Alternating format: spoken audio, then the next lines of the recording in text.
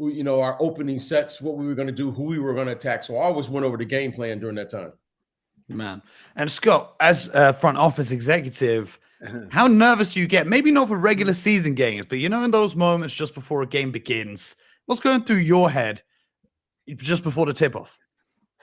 You have a little nervous energy, Mo, but mainly I just wanted to make sure that our team was going to come out and compete and play hard, and then I could live with the results. So that's why I'm just sitting there hoping that the group's going to be, focused and do everything they can to win a basketball game for that night. And then I'm getting my mind ready too, just to study our group and study the other team as well, because you're always in that mode of how do we get better as a team? So maybe there's somebody on the other side that you're going to watch too, that you say, you know what? This guy matches up well against us, or we, see a fit for us down the line, and maybe you add him to your list of guys that you look to acquire via trade or free agency. Absolutely. Now, we've got some questions coming in from the chat. One question we've got here is from Sally Wacker, who says, I've enjoyed Scott on NBA Today. I listened to it on Spotify. When is Big BJ getting on NBA Today? When are we going to see the link up on TV? I'm with the people. I'm not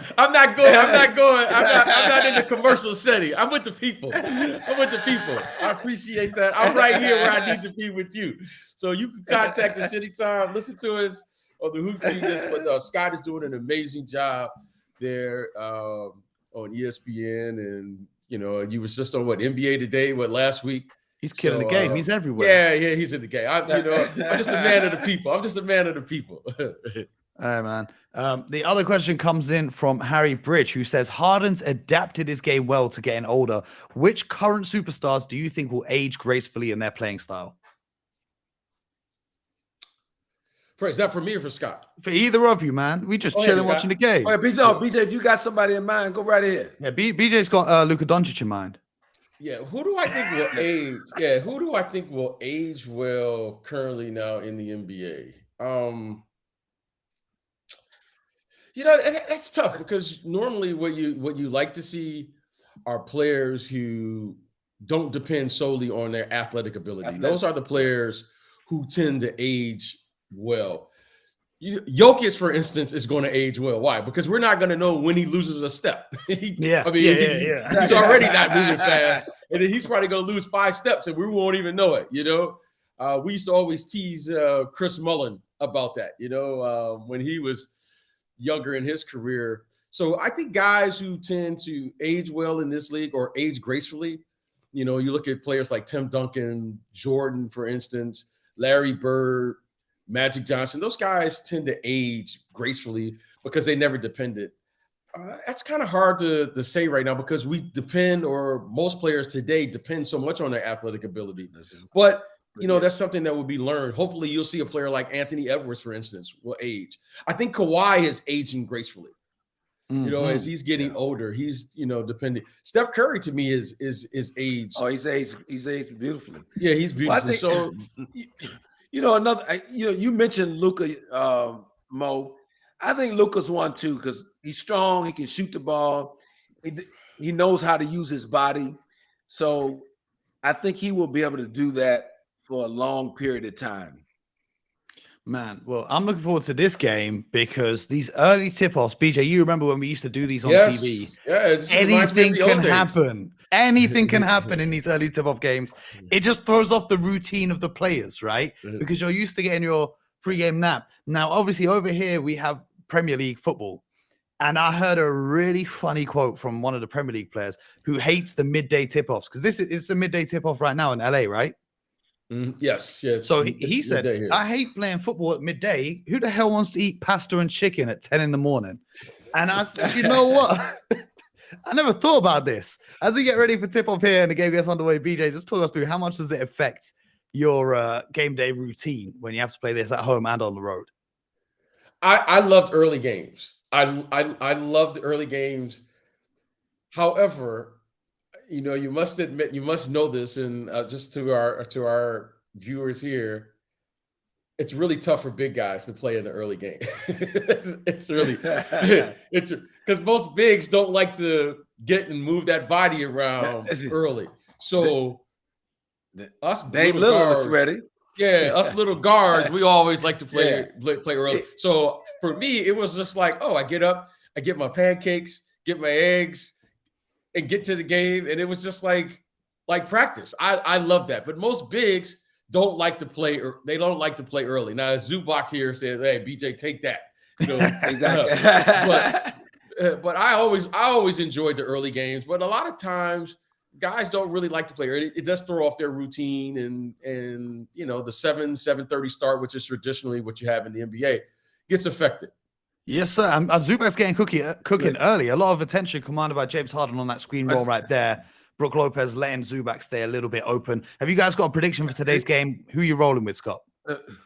Well, I tell you what I'm looking for early on is the energy level of the Clippers, not only due to the noon start, but they even struggle with that as of late. And I like what I'm seeing thus far in terms of just, you know, the guys moving around and showing some energy. But the Bucks are coming off a 2-game losing streak. I think you got to favor them tonight. Yeah, how about you, BJ?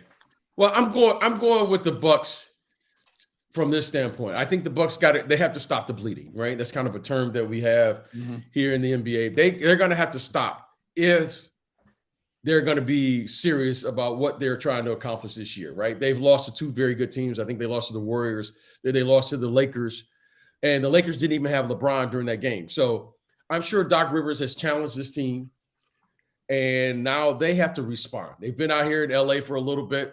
They've gotten used to the nice weather. They've gotten used to the sun. They've been looking at the palm trees. Now they got to go back to home before they get off this road trip, at least with 1 win. So I think this is an important game for them. Oh, man, I don't think Dame wants this road trip to end. It sounds like he don't like Milwaukee. Well, that's like the outfit you would wear, Bo. Get out of here. Get out of here. Get out of here. That's the kind of outfit I'd wear if it had a Jordan logo on it. That's more my kind of style. I ain't wearing no pink jumpers. Come on, man. The shots are falling nice and early here. Yeah. No, this is one of the, I've been watching the Clippers the last, like I said, couple of weeks. This is one of the better starts they've had. Yeah, they've been really flat. They've been really flat coming out the gate. As a matter of fact, the last 2 games, they've needed the second half to win, where they scored 78 points against the Rockets and then 66 in the second half against the Bulls, the last 2 games out. First halves have been totally flat. So good sign for Clipper fans. Absolutely, absolutely. And we are seeing more and more Clipper fans as Dame Lillard tries to operate out of pick and roll with Giannis getting the ball. A little spin move and a jump hook that gets to go. That's hard to guard. That's hard to guard. You know, hey, speaking Scott, of, go ahead, BJ. Yes. Hey, Scott, what do you think of the interesting matchup they got Zubac on Giannis? I guess, you know, he's the only one of size on the court. Now that, you know, you don't have Kawhi or Paul George to match up against him. So I guess they figure they're going to put some size on Giannis and dare him to shoot jump shots. I think Giannis is taking that personally. He's getting inside right now for his last couple of attempts. Exactly. That one doesn't go. But so in a playoff matchup, it would definitely be Kawhi guarding Giannis and Scott. We've seen what he's done over the years, especially when he was in Toronto, that series where he decided to switch on to Giannis, and that was the ultimate factor in the series. But I do like this experiment, you know, as you said, kind of dare Giannis to play from the outside a bit. And I love this mentality from Giannis. They said, if you're going to put a big arm on me, I'm going to go right inside. This is the 3rd possession in a row. He's got to paint 2 feet in the paint. Yeah, well, that's what you want a player to do. When somebody's backing that far off of you and daring you to shoot jump shots, you want to take up that space.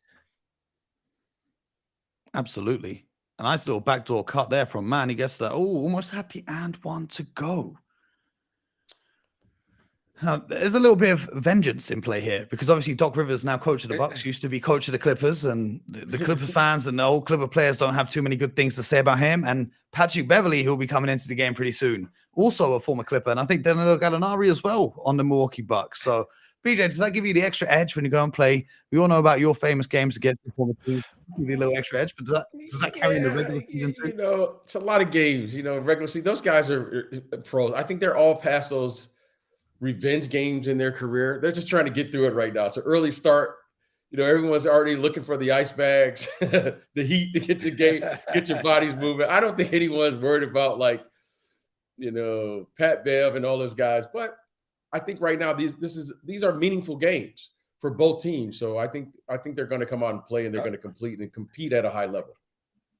Giannis has really improved that mid-range jump shot, though, as we just saw in that last play. Yeah, as we were talking before the game began about players whose games age well, and it's going to be so interesting to see how Giannis's game ages. I just see Brook Lopez out here guarding a little isolation, trying to close that space, gets a hand up and manages to force that miss. Yes. But seeing how for Giannis, for Giannis, it's all about the shooting in terms of aging gracefully. The better he can get at shooting the ball from the perimeter, and the better he can get at the free throw line, the longer he's going to be able to play at a high level. Man, I just want to see him get in a gym with Akeem Olajuwon and learn a few moves on that low post. Oh, is that Parker Lapierre? Is that Damian Lillard?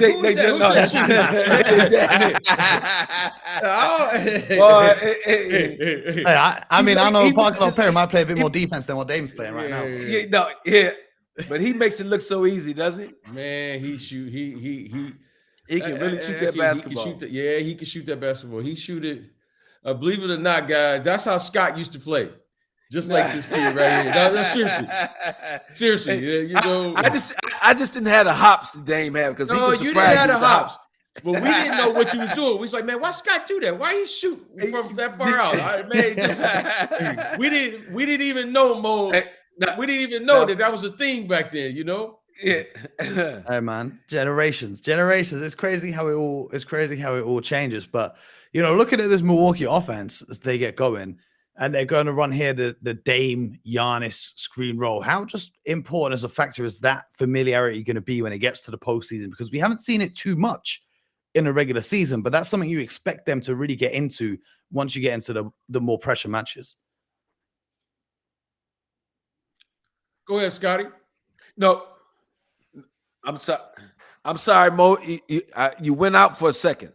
Oh, okay. I was saying technical difficulty. The Dame Giannis screen roll. We don't see them do it a ton compared to how much we maybe expected them to kind of go for that. Well, why aren't they doing it more, or are they saving it for the postseason? Well, I said this in the very beginning. This is a difficult adjustment for Dame Lillard. More difficult than I think people realize. The past decade, he has been the man and has had the ball in his hands the entire time. Now you come to Milwaukee when the ball is predominantly in the hands of Giannis Antetokounmpo. So in order to get a lot of that screen roll action, you're going to take the ball more out of Giannis's hands and keep it in Dame's hands more. I think that's a work in progress. It's evolving a little bit more, but it's definitely not a finished product because you're dealing with two guys who've been ball dominant on two separate teams for the last decade. And I just think it takes time. I also think an interesting wrinkle that they could use would be an inverted pick and roll with Dame setting a screen for Giannis and then flaring out. Because we've seen that be very successful for the Pelicans. When they had JJ Redick on the team and Zion was handling the ball, JJ Redick would come screen, then flare to three-point line. And that was one of the best plays in points per possession that year. Yeah, see, that would be a huge adjustment for Dame Lillard, because I'm sure he never did that in Portland. Look at this guy. Exactly. And so, exactly, the young fella.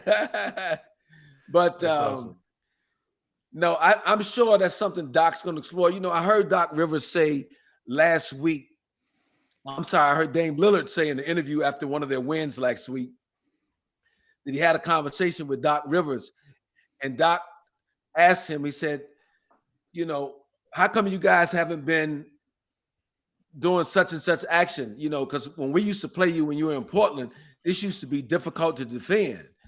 Would you like to get back to some of that? And so Doc is slowly starting to incorporate some of the actions that were difficult for his teams to defend that Dame was so successful in Portland. Yeah, because it was fascinating that they didn't run any of the same sets or anything familiar with what Dame's used to. And I think maybe that's something to do with Terry Stotts and him prematurely leaving the coaching staff just before the start of the season. Do you guys think that had an impact? It may have had some impact, but I'd like to go back to my original point. Giannis was the man there. And so I think they had to be careful of just, totally changing a lot offensively in the very beginning, because it's still Giannis is the face of this franchise. So you had to work that in slowly. Absolutely. As they get back underway here after the timeout, they got Norman Powell coming in for the Clippers. Who you guys got for the 6th man of the year right now? Ooh, 6th man of the year. 6th of the year. I tell you what, with Malik Beasley has been. I mean, not Malik Beasley. I'm sorry. I was gonna say, I know we want no. But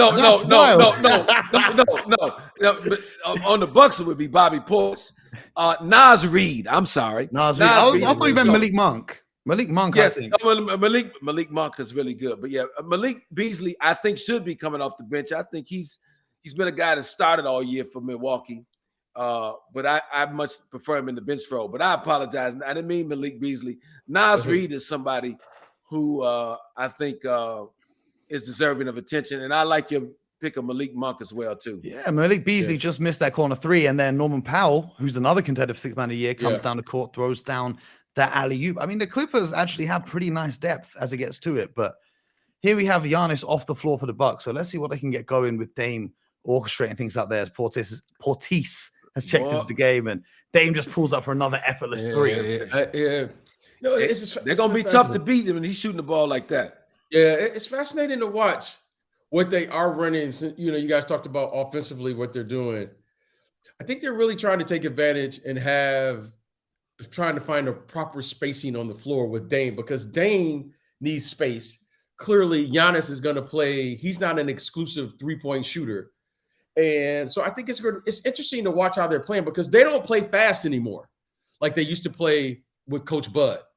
So it's interesting to watch. Like, they're really, what we would say, Scott, is they're getting their feet in the paint. They're getting a lot of paint touches. But, there's another shot in the paint. So right. Now, BJ, do you think it's more philosophy why they're not running as much, or do you think they're just an aging team that lacks athletes to play that up-tempo game night in, night out? Well, I think athletically, this team is not as athletic as some, right? When you look at you look at their roster right now, Bobby Portis, he's not the most athletic player. Knocks down that beautiful ball movement. You look at you look at Lopez, you look at Dame. It's not like they have a lot of speed and quickness. I think they're good athletes. They're all strong. Clearly, they can play through contact. So I think they've made an effort to say, we're going to play a certain brand of basketball that's going to allow us to get back in transition. And we spoke about it on the podcast that has ultimately helped their defense quite a bit, albeit not the last 2 games on this road trip, but we have seen defensive improvements since they've slowed down the pace of their offense. It allows them to get back and get set. Yes. But it's a little bit of back and forth here in the early goings. I think, we need to find some rhythm here. I mean, very rarely. I mean, they did it on the last possession. Do you see this team just shoot one shot or come up and just shoot one shot like they just did? But again, I think they're making a conservative effort to take advantage of their size with Bobby Portis, Giannis starting in it clearly. And now you can see Lopez here. So I think for them, getting to the free throw line will allow them to get back, play 5 against 5. And then, if there's something that's really obvious just watching them, I think they're playing more towards the playoffs and gearing up for that run than what they were doing during the regular season. And I think they've really committed to that. And I think that's the improvement that Mo just alluded to with their defense, because, a lot of times, as you guys know, your best defense is your offense. And I think they've committed to that. We've got a question coming in from Bucketman77. Man. Oh, man, where's he from? I like that name. Bucket Man. Is he from Detroit? What up, though? Exactly. What up, though? He says, buckets. What are your thoughts on the Clippers small ball? Do you see it working well in the postseason? Having basically Zubac and 5 shooting guards out. 4 shooting guards. I'll say this, and then Scott. Yeah. I think the Clippers they play the best version of small ball now currently in the NBA with Paul George, James Harden, and Kawhi Leonard. Russell Westbrook and those guys. I love their small ball team. So I think they have a real shot, and that's a real problem for a lot of people when you get to the playoffs playing small ball. Yeah, I agree. They would be very tough playing that way. A lot of times it's matchup dependent. I'm not so sure it would work as effectively, say, against the Denver Nuggets, Mo, your favorite to win the championship again. But aside from them, aside from the Nugget team, I think they could have a lot of success against the other teams that they'll face in the Western Conference. With some great defense from the Clippers here. You saw that block from BJ Boston, and then, of course, the steal, which got Norman Powell out again in transition. They're really trying to push the pace. That must be a message that Ty Lue gave to his team, right? Yes. I tell you, I was just going to comment Dame Lillard, though, what I've noticed in him over the last 2 weeks is he's a lot more aggressive, not only shooting the basketball from the perimeter, but trying to attack the paint and get to the basket. Good point, and Scott. that's if you're a Bucks fan, you like to see that. That lets me know he's getting a little more comfortable in his space and in his role there in Milwaukee. It's also opening up the floor and giving like we saw that possession a couple possessions before, which ended up with a Portis 3 at the top of the key, just wide open. Dame drove, got a kick, couple passes. You see again there, passing the kick. Pat Bev, was a good pass. The revenge game isn't going how he quite wants so far. But you know, I tell you what I like though with this second unit, with Dame playing with the second unit in Milwaukee. He's in there with the two emotional leaders of that Bucks team in Portis. Did you hear that when they added Pat Bev? What's that? Did you hear that stat? Is PJ Tucker's first bucket in how long? Since I think they said since November. Yeah, he was on one of the longest streaks ever without scoring. PJ Tucker. It's also a revenge game for him, as you can see, ripping down the offensive board, going up and putting that one back. Of course, he was the emotional leader of the Bucks when they went and won that championship. PJ Tucker getting minutes. This is the depth of the Clippers that we're talking about here. Yeah, well, he hasn't played in so long, and he was very unhappy. And I know he was hoping that he could be traded at the deadline or even bought out after he wasn't traded at the deadline. It hasn't happened. So now he's got to fall back on his professionalism, which he's been a great professional throughout his career. So be nice to see him have a big game tonight for the Clippers. A big game for PJ Tucker. What's that, like 1 or 2 threes? 3 threes? Well, just exactly. No, but you know, just effort, energy, defend. No, it's not. It doesn't have to be scoring with PJ Tucker. I'm just saying it'd be. Oh yeah. Big minutes for him. Big game for him tonight would be playing 15, 20 minutes, and where he can just impact the game with his physicality and his energy. I think it's a good option to have him there to guard Giannis as well. You know, because Zubac inevitably will pick up fouls if he's tasked with guarding him for the entire game. But having PJ there, and we know he's capable of guarding anyone, despite not being the tallest in stature, he can go up against anyone in the league and try and slow them down, even if you can't stop the true superstars. We got a question that I didn't get to in the chat. Midfield Maestro 77, maybe he's brothers with Bucketman 77. He says, do you guys think the Bucks have improved or got worse since trading Dame for Drew Holiday? I feel like Dame's defense is nowhere near Drew's. Yeah, Dame's defense is probably closer to mine than it is to Drew Holiday's. But do you think overall that makes the Bucks a better or a worse team? Well, it's a tough question. Obviously, they've suffered defensively, like you mentioned, Mo, because Drew Holiday is one of the best two-way guards in our league right now. But the team also needed someone who could close basketball games for him on that offensive end. Dame has done that throughout his career.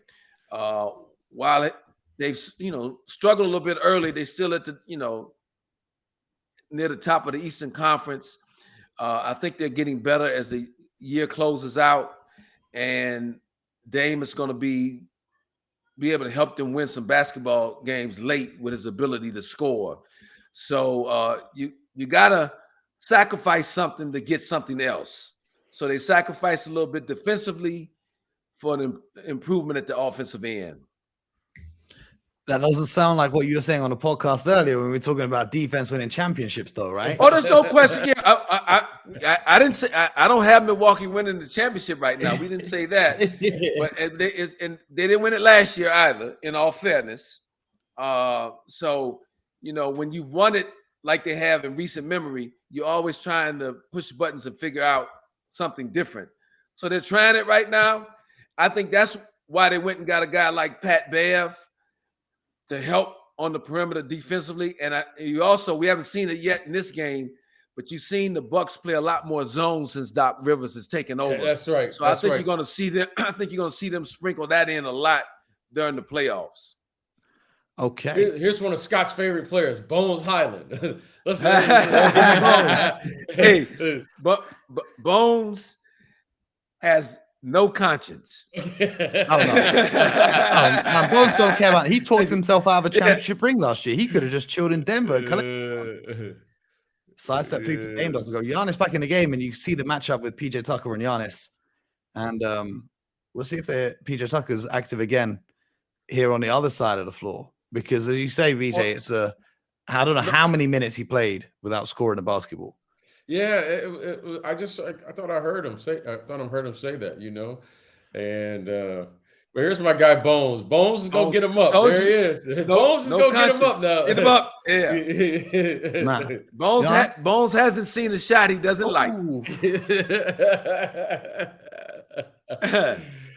Mo, that guy has your outfit, man. Russell. That guy, you mean Russell Westbrook? Yeah. He has your outfit on for sure. Man, BJ, if you ever saw me wearing an outfit like that, just know that someone's paid me an insanely big check, because that's the only way you're ever going to see me. One time, Jordan Brown wanted me to do a photo shoot, and I went to the photo shoot, and all the clothes were pink. And I said to them, guys, this is me, right? Like, what are we doing here? I only wear black hoodies everywhere I go. Come on, man. Like, Russ can pull that off. I can't pull that off. You can't pull that off? Okay. No, we got a minute left here. The Clippers are up 4. You really expect the Bucks would have come out and made a statement here early in this game, especially with no Kawhi, no Paul George, and instead you got Giannis missing that corner 3. Yeah, it's been interesting to watch. It's been interesting to watch. They've struggled out here on this West Coast. So, talking about the Milwaukee Bucks. Well, it's interesting how winning streaks are viewed, because they did beat up on some very bad opponents, and now they've come up against some teams that are in the playoff picture and a couple teams that are in the play-in picture, and it's been a lot more difficult for them. So, were we fools to believe in that defense we saw against the Hornets twice and the Embiid-less Sixers? No, look, those weren't the top of the echelon in the NBA, obviously, but anytime you can put good defensive efforts on tape for your team, that's helpful to your cause. Again, they're not going to be a top defensive team. They're good. They're pretty good on the back line. As we know, we talked about it all along. They're a little weaker on the perimeter defensively from an individual standpoint. But then this is why you go get Doc Rivers, who can help schematically get the most out of the personnel on the court from a defensive standpoint. And that's what we're seeing right now with Milwaukee. We got a coach's challenge. We got the first one of the challenge right here on the foul. This layup and Peter Tucker saying it went a foul. Just real quick for everyone in the chat, if you're watching us via Twitch, via YouTube, head over to playback.tv to get involved. And if you're watching on Twitch or YouTube or Facebook even, you're just seeing the scoreboard. If you want to watch the actual game, head over to playback.tv/hoopgenius, and you'll be able to see the game on screen with us as we bring you this alternate broadcast. Let's see. Is this a foul? That's clean. That's all ball. He got a bit of his arm afterwards, but I think that's all ball. Yeah, let's see. And if you are here at playback.tv, you can get your questions into the chat. Ask us anything you want about the NBA. We're here talking basketball for you. You know, it's amazing. I just want to thank everyone that tuned in. And it's always amazing to me. Yeah. The interest and the people who follow all of us and rock with us and come with us. So thank you to everyone that tuned in here this evening. You could have been anywhere, but you're here with us, so we really appreciate it. It's love, especially these are fans mostly in the UK, and we don't get a lot of games on at an early time like this, so that's a blessing. But they already asking in the chat if we can do this for the late night games as well. I don't know if you can see the chat. Harrow in the chat says real name, no gimmicks. Hey, now you're talking. Now we're talking. What we got? What we got to give them what they want. What they asking in there? What they asking? Hey man, let's have a look at a few more questions while we're here. Midfield Maestro 77 again says Luka's MVP chances. Luka fan from the UK, hence the 77. Maybe the same reason as Buckyman 77. So a lot of Luka fans over here in the UK. What do you think of his MVP chances? I just think as an 8 seed, it's pretty hard to win MVP. Look, Luka's put up MVP caliber stats. There's no question about it. But I'm in agreement with you, Mo. It's going to be hard for Nikola Jokic not to get to the award. You know, they arguably are probably going to finish with the top seed in the Western Conference, and he's done it all year long, as has Luka. But you got to go with the team that's won the most games, I think, like that. Yeah, best player on the best team. That means it's Jason Tatum. But I'm not going to push that agenda today. I think it's Shea and I think it's Jokic. I think those two are the two that are up there in the conversation for MVP. Over on Twitch, we have a question, though.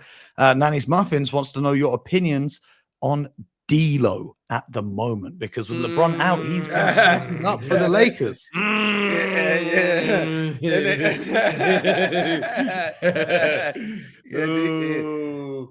gonna let BJ take D'Lo first. Thank you. You know, exactly. As Scott knows, I'm a huge D'Lo fan.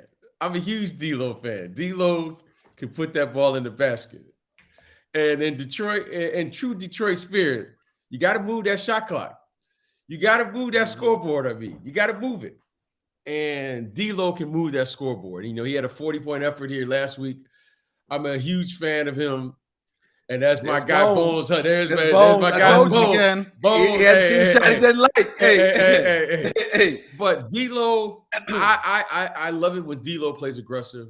I think he gives them a dimension as a third level scorer for this team, right? You know, clearly the first two are AD and LeBron, but then when D'Lo scores like that, I just think it gives them another dimension as to their team, and then everyone else kind of fills in around it. So they're going to need him if they're going to make some type of playoff run or even make it into the playoffs this year. Look, BJ and I talk a lot about D'Lo and all transfer. I go back and forth with D'Lo. I'm in with D'Lo, and then I'm out with D'Lo. Now I'm in with D'Lo. Since the beginning of February, I'm in with D'Lo. He's played great basketball for the Lakers. You know, his 44-point game performance the other night in a win against these Bucks was a fantastic performance. It was a career high. I thought his focus and poise throughout the night was terrific. And they need that type of consistent play from him. Yes. You know, again, he's not the defender like we talk about with Dame Lillard. You know, he doesn't do it for you defensively, but I need a little more from him on that end during this playoff run. Not that he's going to be a stopper, but just be competent from a team defensive standpoint. But then stay laser focused and aggressive on that offensive end, because when he gets on a hot streak, well, he can put that ball in the basket with the best of them. Man, Harrow in the chat says D'Lo is just a glorified Bones Highland. So, I mean, there are a lot of guys in the league that can just come in and just absolutely cook. You know, that's like ideal for a six-man role. And I think Bones is a player that I think the New York Knicks could really do with coming in off their bench and providing that energy and scoring after they lost Emmanuel quickly. But you see those guys who can come in and just score, a lot of them are capable of doing more. As you can see, quickly now in Toronto is doing a lot more than he was ever tasked with doing for the New York Knicks. So there's that. Another question here just before the second quarter gets underway. Favorite player growing up? Talawaka wants to know. Oh, I'm going to take a wild guess. If you're both from Detroit, it might just be Isaiah Thomas, but you guys tell me.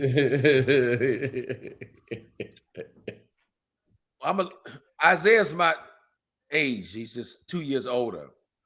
I'm gonna go with somebody a little older, but he's a Hall of Famer. And that was George Iceman Gervin. Ooh. KD before KD. KD before, yes. KD is George Gervin 2.0 or 3.0, however you want to look at it.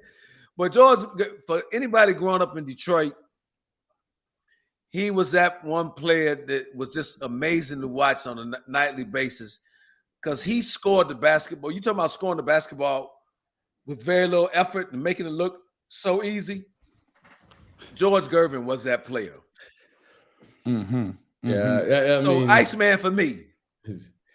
You know, I love to tell the story about George, and you know, George is we were all sitting around, and when the Iceman, being from Detroit, everyone looked up to the Iceman, and they were talking about, talking about defense, and we weren't talking about defense. We were talking about, is anyone can stop you? And George looked at everybody and he said, "Young fella, I had a shot for every occasion." And I thought, and I'll never forget that. I'll never forget that. I said, "Ice, you had a shot for every occasion." He said, "Young fella, I had a shot for every occasion. I got to count it. Anything that you do, I got a shot for it." So the Iceman, anyone who grew up in Detroit. Oh wow, Giannis gets down here. Yeah, and I BJ, I still haven't seen anybody with the finger roll. No, he has. Guy's known for his own shot, creating a unique shot in the game. That really hadn't. Everybody tried to emulate it, but nobody really duplicated it. Yeah, no, he's Iceman was something special. Man, Zubac is really establishing himself on the post, which you don't see a lot. Yes. So I think that's good to see. Man, I think the Clippers in that first quarter went really aggressive after the boards. They dominated on the boards, and I think that they're going inside because, without Kawhi, without Paul George, the strategy here has got to be Zubac, go inside, and we'll try to pick up some fouls on Giannis to try to throw the Bucks, get their rotations off rhythm, get him sitting down for a little bit. Anytime 50 points are out of the lineup, when you talk about those two guys being out, so over 50 points, you got to try to make them up somewhere, and you got to get them from a number of places on a team like this now, which you have less. And Zubac got the memo today. Big Zoo. That was a really nice pickup for them when they got him from the Lakers. I can't believe the Lakers gave him up. Yeah, I can't believe that was a really nice pickup, and he is a really good player. He's been a nice player, and I really like him as a big guy. Oh. Yeah, a lot of pressure on him as well, being the only big on the roster. You know what I mean? Like, especially when they play with their small ball lineups. We got a non-basketball question, just real quick. AD Cristiano wants to know, BJ, who is your favorite Detroit rapper of all time? Ooh, now you're talking. Now you're talking to me. Oh, man, you really got me. Now you're talking to me. My favorite. God, so many. Okay, so I'm gonna go to my favorite hip hop artists of all time from Detroit. Because there's different, you got lyricists, so if you say lyricists, everyone will say, "Oh, Eminem," but Eminem is Eminem. Like, so just leave. There's Eminem, and then then let's go to the. My favorite lyricist is Royce the 5'9". Oh, that's my favorite lyricist there. My favorite, if you said hip hop, it would be Jay Dilla. Okay, Jay Dilla is just like one of my favorite artists. Here we go, though, BJ. We got this matchup. Mm-hmm. Harden and Yard, they come with a double. Oh no, that's not a matchup. Oh man, we know that those two, 2018, 2019, Harden was very mad about those MVPs. Hey, leave that alone for you, baby. That's all wrong for you. Leave that alone. That's not a matchup. Well, that's why they came with a double. That's why they had to come with a double. That's not a matchup. It's your boy. I'm not worried about Bones. Bones go get in double figures now. I like Bones. I think Bones is another guy can play for me. I think he can play for me. Supreme confidence. Here they are again. Giannis trying to go inside against Zubac. Spin to the baseline, gets him up in the air. Bad he gets fouled. Yep. He's going to head to the line. Man, Zubac's done a really good job so far. Jake in the chat says, Jake in the chat says, Bones can't play for BJ. He's not 7 foot tall. Yeah. Well, the fans don't. BJ just likes the big fellas, huh? Is that what they're saying? I do. Scott, that's my dream is to have 5'7". I want to have 5 7-footers on the floor. That's where the game is going. and I want 5 7-footers on the floor. Play them all at the same time. Man, Giannis knocks down the first. This is going to be a big part of the Bucks' success. Is this guy making free throws in the playoffs? I'm not worried. He works on it. He works on it time and time again. Because the reason why I say that, there are going to be teams that when he starts attacking the basket, and those teams that have depth, the instruction will be to foul him instead of letting him get layups at the rim. Send him to the line, make him earn 2. So he's going to be shooting probably 10 free throws a game come playoff time. I'm not worried about Giannis free throws in the playoffs. He went 17 from 19 to close out the NBA Finals. It's like Shaq said. Okay. I never missed them when they when they counted. I never missed them. Yeah. Let's see what he does here. Once again, inside with a Euro step, finishes. He's just too quick. He's going to read up. Yeah. Now here's the matchup I want to see right here. Pat Bev. I want to see this Pat Bev and James Harden matchup. That's what I want to see. Yeah, I know Pat Bev's going to have something to say on his podcast afterwards. I don't know if James Harden wants to see that this afternoon. Hey. Man, that's just too much. They played together in Houston, so Pat Bev knows a thing or two about how James Harden plays. But you know, the Pat Bev's gonna bring such energy and tenacity to you. He's hard to shake. Yeah. Yep. I saw a clip from the other day taking credit for teaching James Harden a step back, which I thought was funny. Oof, that one doesn't go. Shooting over Giannis, that's a tough task. It's a 2-point game here, early still in the second quarter. Dame Lillard getting a rest on the bench. He was cooking when he was in, but you can see here, like not having, because Patrick Beverley's a point guard, but he's not really a point guard. He's not out there directing traffic, right? He's out there for his defense. But seeing what the Bucks can do without Dame on the floor as well is interesting. As Pat Bev knocks that one down, saying he's out there for his defense.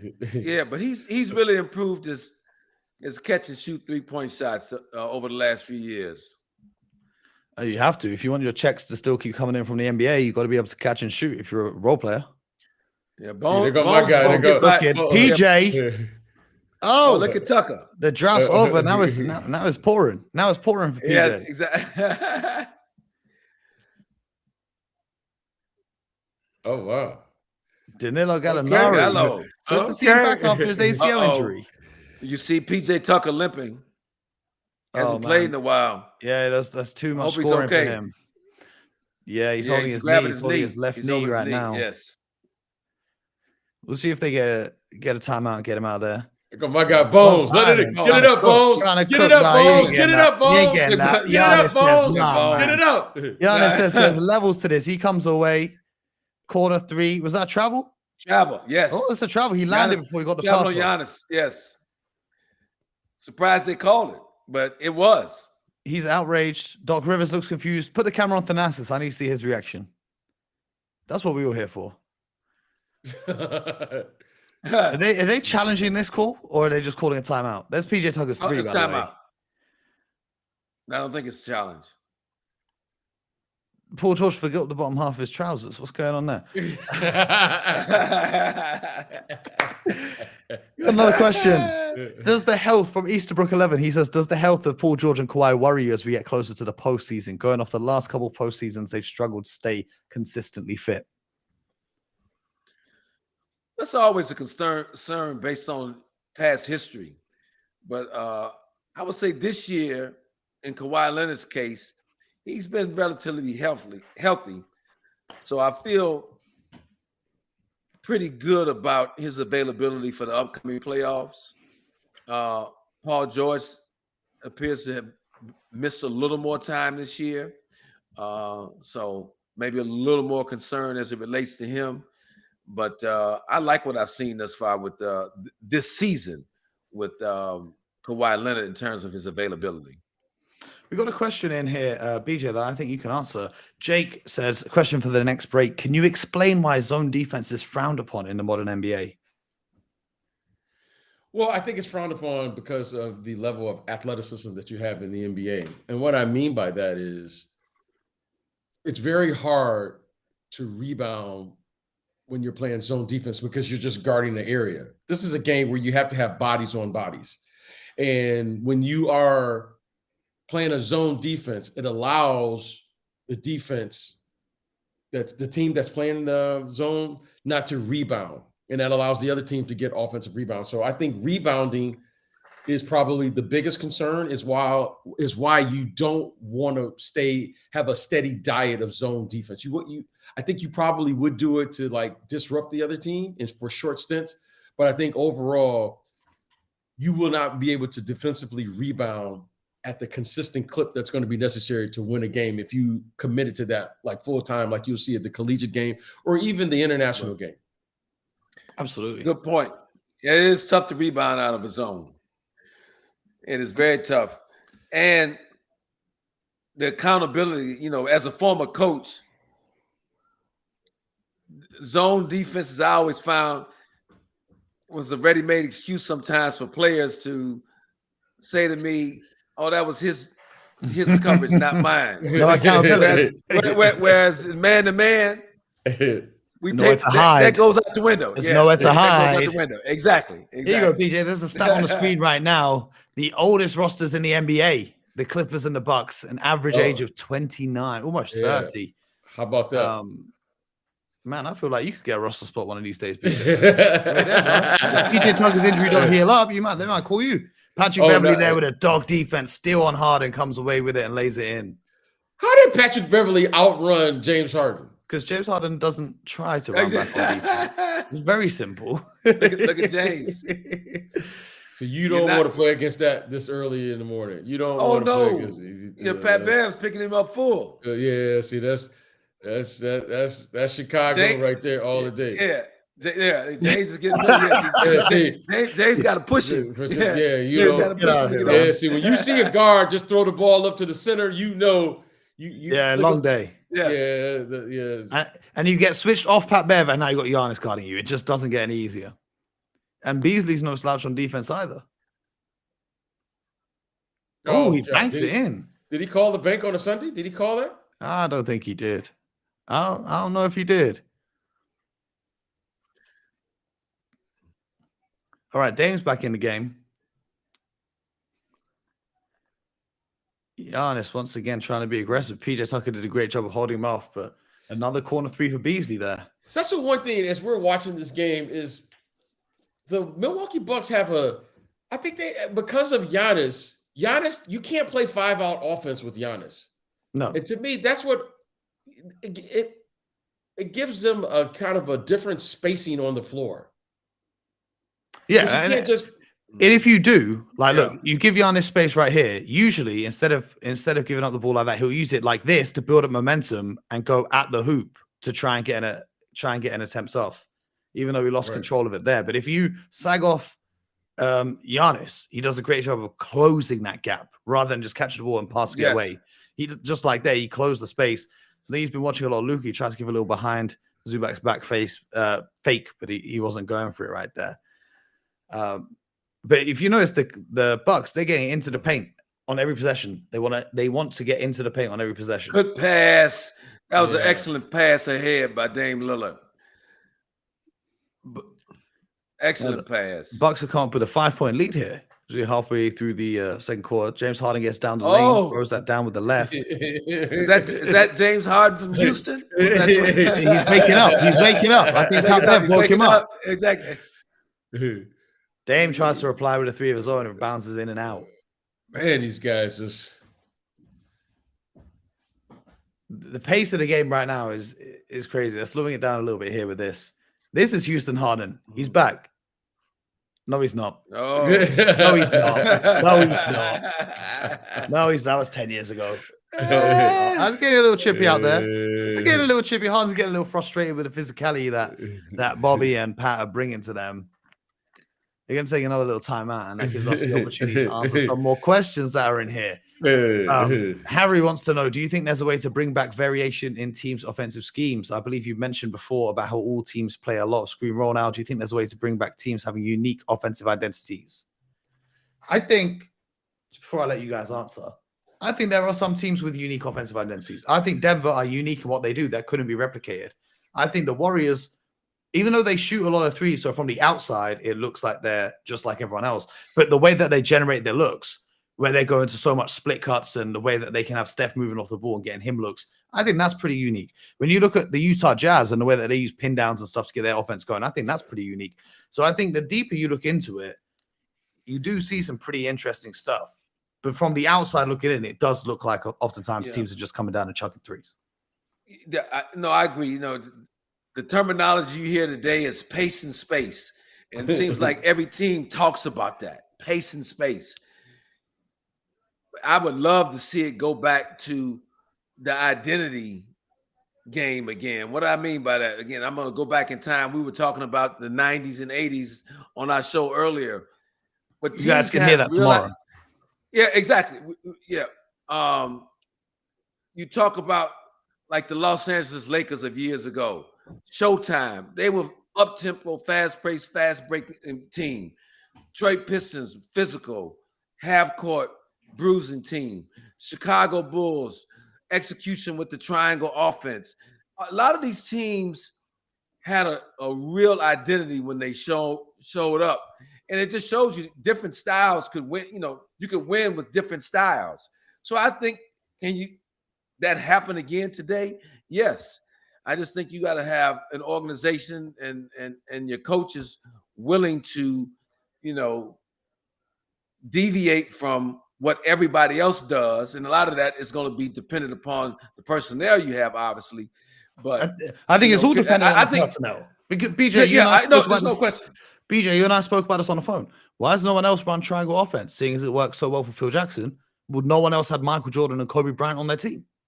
I think every offense, every great offense comes down to building one that fits the personnel that you have on your roster.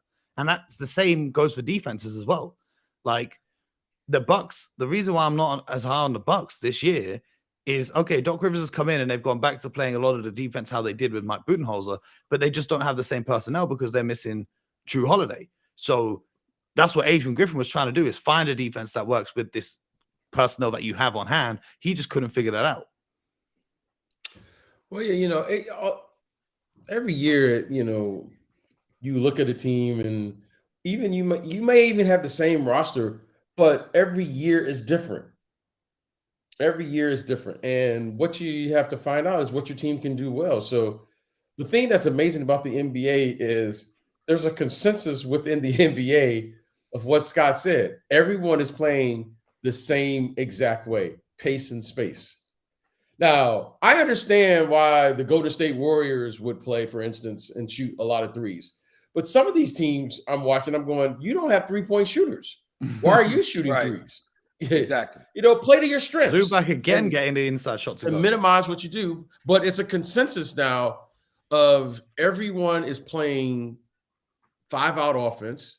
Everyone's shooting, an enormous amount of threes. And that seems to be the consensus of how we play today. So we say that. We just saw Bobby hit a free throw line jumper. We just saw Zubac get a score on the inside. I'm enjoying this matchup so far. Yes. Yes. I mean, Coffee, great feed inside. Zubac again. That's double digits for him now. Man, we're going to see a 20-point game from my piece of Zubac. And if he scores 20, that'll give him a shot at winning tonight. Yes. No. Another free throw line jumper for Bobby. Oh, they just traded the big fellas, just trading buckets right now. Yeah. LJC says, I'm a huge fan of Bobby Portis. Obviously had him in New York. Oh, that's right. Yeah, extremely competitive. And he plays for the team. Man, he's a dog. He's a dog. Yes, LJC says, how do you say his name, Mo? How do you say his name? Bobby Portis. Bobby Portis. Yeah. A little French. It's a little French on it. You know what I'm saying? You know what I like about Zubac is he wears Harden sneakers. Solidarity with his teammate. LJC said the Bucks should bring in Jeff Teague for some bench scoring. That might be the worst suggestion we've ever had ever in the chat. I think it would be great. It would be great for let him podcast. He's a great podcaster. Let him do what he's best at. Let him keep telling his stories on his podcast. Bones can't get that to go with the left here. Yes.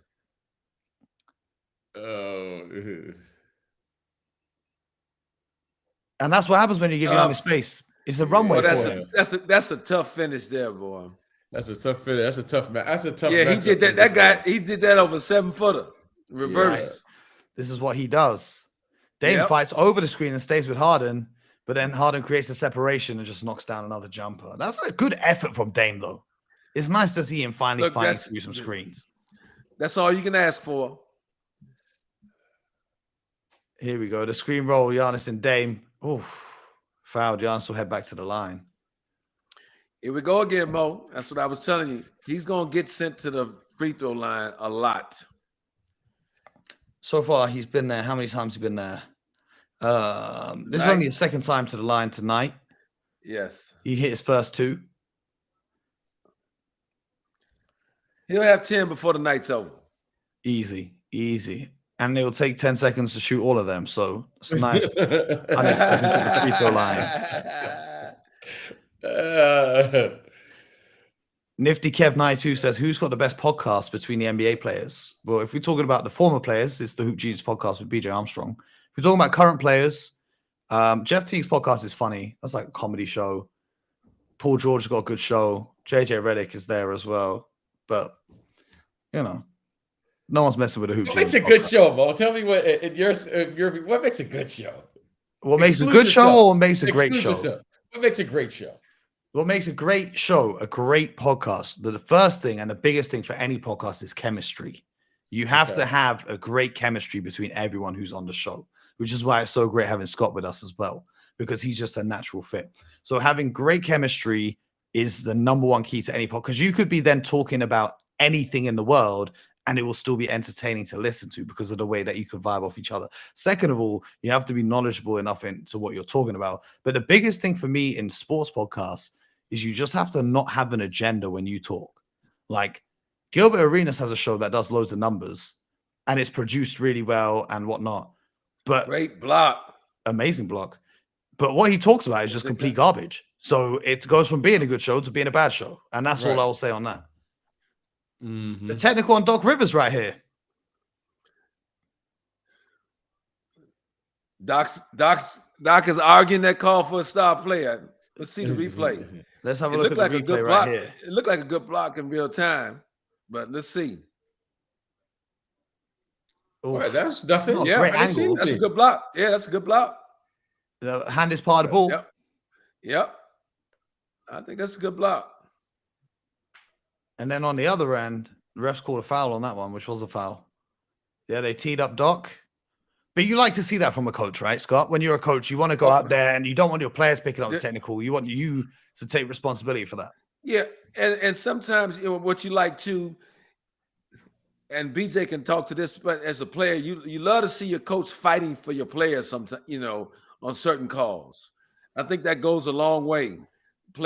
It lets the players and lets me know as an executive too, that coach is engaged in this game. He's all in with what's going on the floor. And he's going to do what he can from where he sits to impact what's going on in this contest. So I like to see it. You just don't want it. If it's too much, then it may have a counter effect. But there are certain times, a veteran like Doc, I think Doc understands it very well when to kind of pick and choose his battles. Absolutely. And also, the more he screams arguing the foul calls, the less of a voice he has for the rest of the game. So he does have to be very selective into when, because he already talks like the Cookie Monster. So he has to be very selective as to when he can make those calls. See, excellent pass. Good pass. See, I think they have their spacing is like it's a weird spacing, because when you like Mo, you were talking about screen roll, and then I started thinking about playing screen roll with Giannis if I were playing with him, and he would be a guy I wouldn't want to play screen roll with. Why? Because he can only screen and roll. He can't screen and pop. So there's no versatility with it. I think their spacing this is tricky how you have to play with him, because you got to allow him in a. Remember Paul Pressey?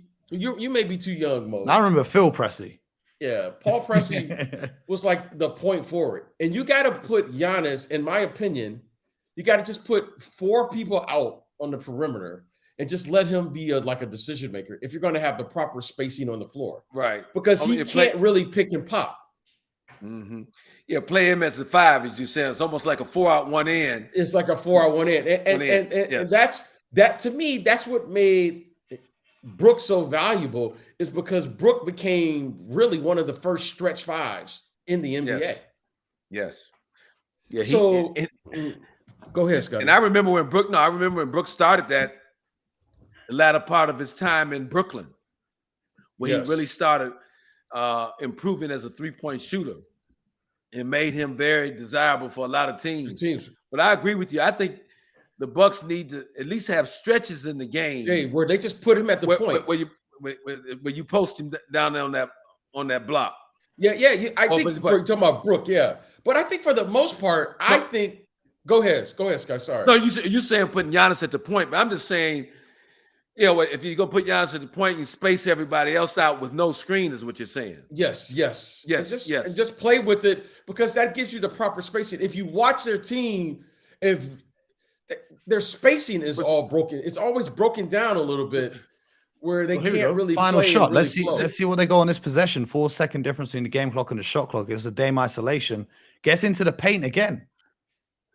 Usually we see Dame settling for an outside shot right there, but this has been a real point of emphasis here in the first half. Dame Lillard's get inside. Yeah, Dame. I think Dame has done a really good job of getting to the paint. I think it will probably more so than I've traditionally have seen him attack the paint. But I think he has to find he's got to find his niche with this group, and playing with Giannis gives him a different look, because you have a guy who really isn't a stretch player. So I think that kind of breaks his spacing down a little bit. And, now that forces Crowder and the other guys to really they have to be knocked down high percentage 3-point shooters, which I don't think they are. And I think that's kind of what the delicate balance that you're seeing. And it looks like Doc Rivers has made a commitment to saying, we got to get paint touches. Let's just get paint touches, which should or could offset what they're doing. Here's my guy. What's high then? Not there for the foul? They had a foul to give. Or is he going to head to the line? BJ and Mo, back to Dame. When he was coming out of college, out of Weber State, he did a nice job of attacking the paint and getting to the rim. He could do that, and he did it a little earlier in his career. It's almost like he's channeling his earlier days now. Mm-hmm. And as in terms of, hey, I need to get back to playing that way to unleash my game here in Milwaukee. Well, that's the end of the first half. The Clippers are up 3, much to the surprise of everyone, with no Paul George, no Kawhi Leonard, and they currently lead the Milwaukee Bucks, who are missing Chris Middleton. But what's going on with Chris Middleton right now? Do we know what are they saying? I believe he's nursing an ankle injury still. He should be coming back. Okay. It's not a knee though, correct? It's not it's his ankle. It's his ankle. Okay, good. It's ankle. Yeah. So they expect him to be back in full strength. I wouldn't be surprised to see him back, if not by the end of this road trip, by the time they get back home. How important is his presence going to be for them during the playoffs? Oh, I think it's big. It allows them to have more size on the perimeter. Chris is a pretty good team defender as well, and can match up with a number of wings over in the Eastern Conference. He's another guy that can shoot the basketball and he can go get his own shot.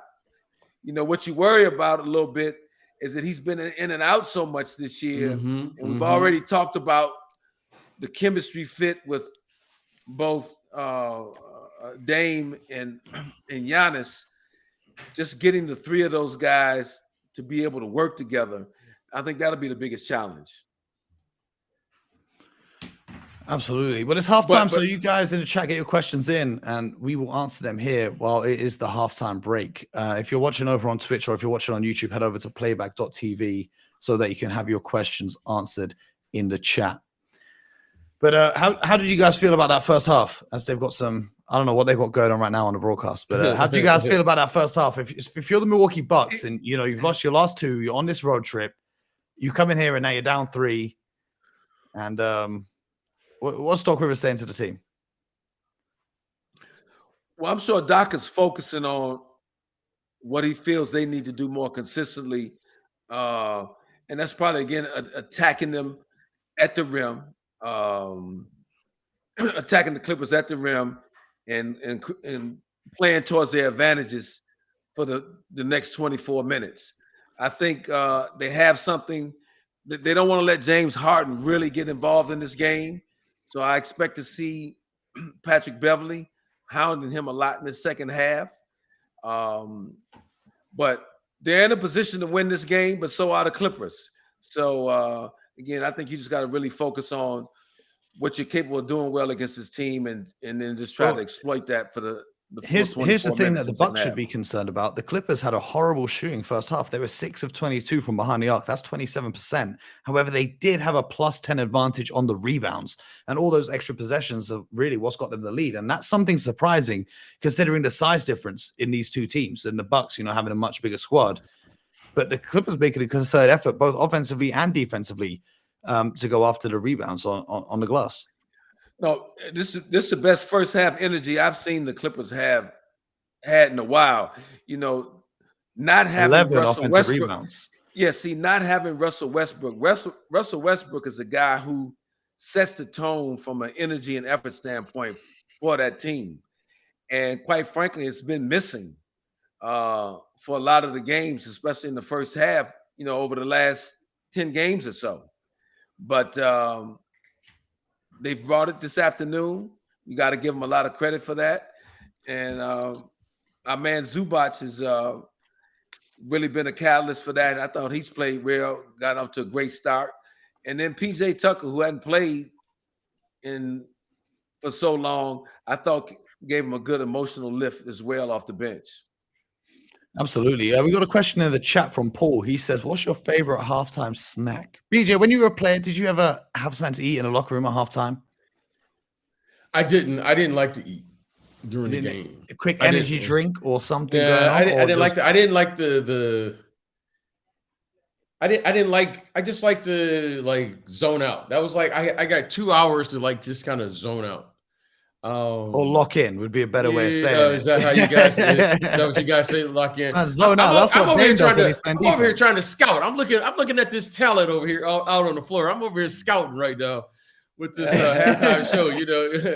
Can you guys watching at home see what we're seeing on the screen right now? Yeah, I'm scouting, watching these guys. LJC said 7 on the white team looks like a future All-Star. Yeah, I've seen a couple. I've seen a couple guys that I got to get down to. That's got to be a tremendous thrill for these kids to come out here and play like this at halftime on the NBA floor. It's unbelievable. But I don't think the kids understand that the NBA lines are slightly different to the high school or the whatever school lines that they play on. Because I see these kids trying to shoot threes on the NBA court like their favorite players. They just don't go. Nifty Kev 92 says, are you guys looking to do some more of these on playback? Yeah, I'm going to be doing a whole lot more. If you guys want Scott and Beard to come back, you just got to make sure you keep sharing this, keep getting more people to tune in. More people that come and tune in, we're going to do more of these. But, I'm going to be here. The guys will be here as well. But obviously, they've got other important things going on in their schedule, unlike me, who just watches NBA all the time. We'd love to do these. We'd love to do these and watch the game and talk a little basketball on a Sunday evening, early Sunday, because you guys get the game so late over there. So it's 8 p.m., 8:15 p.m. right now. So this is a nice little evening. The football's done for the day. Now we've got the basketball on. It's just Sunday is the best day of the week for watching sports. Maybe we can get some wings or something more to sponsor us. Can we get some food to sponsor us? Now we talk. Let me call Wingstop after the stream. Can we get some Wingstop? Can you call Ricky Ross? Yeah, I'm gonna call Rose after this. Call Rose. Get us some wings. So Mo, do you have Wingstops in London? Yeah, we got Wingstop. We got a few. We got Wingstop everywhere now. Yeah. Do you? Is that your favorite place? No. What's your favorite place? Let me break it down. Let me break it down for you guys. Exactly. You guys ain't gonna know. All these big chain mainstream wing spots, they ain't it. If you want good food anywhere in the world, right? Anywhere I go in the world, everyone tells me New York's the best place for food. I go to all these restaurants they recommend on Instagram. They're rubbish. And then I go to the hood and I find the real spots. If you want the best food always comes from the worst looking places. When you go to a shop, the sign outside ain't even working. The door's cracked window. There's not even seats to sit down in. That's where you're getting the best food. So the best wings in whichever hood you live in, you just know which boss man has the best wings. You know what I'm talking about? So that's where you got to find. It's about being grimy. You know what I mean? You need a little bit of griminess in your wings, man. Like that. A little griminess. I need a little griminess in my fast food, bro. I need a little. Exactly. It's like that's why New York pizza is the best pizza in the world, because they got the grimy New York tap water in the dough. That's why it's the best pizza in the world. It's some griminess in what you eat. You know what I'm saying? Like, I ain't trying to go Wingstop. I'm trying to go to these fast food places. Yeah, cool. You can sponsor us. I'm not saying no, but I know Boss Man's got me. Boss Man. That's what we call them over here. Any person that runs a fast food shop in your local hood, we call them Boss Man. You walk in the shop, yo, boss, let me get a number 6, because they got it's number 6 is like 6 wings and a drink or whatever it might be. That's how we do it over here. When you guys come to London, I'm gonna take you to the hood and I'm gonna show you. Oh, you got us covered, bro. I'll go you covered, man. Come on, I expect the same when I go to Detroit. I'm looking forward to that, Mo. We got a couple places for you in Detroit. Yeah, as long as the pizza ain't in a square, because that's all types of weird. Oh, Mo, what does the shape have to do with the taste? Ooh. This is a PG-13 stream.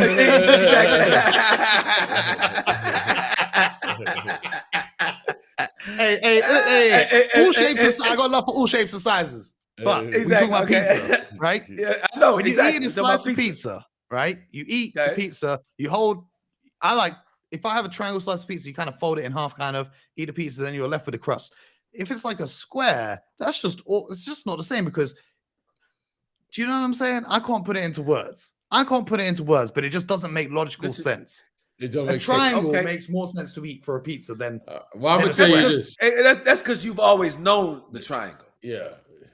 Yes. You haven't tried the square. Oh, I've had square pizza before. You have? I've had not Detroit pizza, but I've had pizza that's been cut to a square. You haven't had Detroit square pizza, okay? No. But it just. But you haven't had a square pizza, then. If you haven't had Detroit, exactly. You haven't had a exactly. Should I tell you the worst? Should I tell you the worst pizza? The one thing that's worse than square pizza, the worst pizza in the universe, Chicago deep dish pizzas. That might be the worst. It's horrible. I went to Chicago. Which pizza did you have in Chicago? Whichever one is the most famous one that I put on Google, it was horrible. It was horrible. Which one is the most famous one, BJ? I don't. This was in like 4 years ago. Yeah, Giordano's. Yeah. It was Giordano's. Yeah, I think so. And it's like a pie of like tomato and cheese on the man. It don't make sense. That's not pizza. You didn't like it, Mo? No, that was horrible. That was. And for me, I'm lactose intolerant. So if I'm going to eat pizza, that's a big sacrifice I'm making. So if I'm going to eat pizza, it better be damn good. Chicago was not damn good. So Mo, do you have what's the favorite food that you have? If I say, okay, Mo, I'm gonna take you out to dinner. It's your favorite place. Where are we going? My favorite food is Jamaican food. Jamaican Caribbean food. Give me the rice and peas with the jerk chicken, some dumplings. Now that's what I'm talking about. Now you find me any yard food spot. Now that's what I'm talking about. That's what I'm talking. I need that soul food. You know what I mean? I need an auntie to make it. You know the ones that have the big arms that she's whipping up the pot. Come on, man. That's love. That's love in the food, bro. That food's made with love. It's different. Ain't no restaurant can make me that. Come on. I love it, Mo. I love it. Mo, you like Jamaican food, Mo? Hell yeah. Jamaican? All types of Jamaican food. Hell yeah. Come on, man. Come on. In the chat, they're saying the best food is ramen or pho. No, I don't count that as food. That's a soup and soup is a drink. Not What's food. that? They said ramen or pho. Or pho. It's pho, not pho. That's how you pronounce it. But nah, that just don't fill me up. I'm a big fella. Come on, man. I need some proper eats. Well, BJ, I know BJ.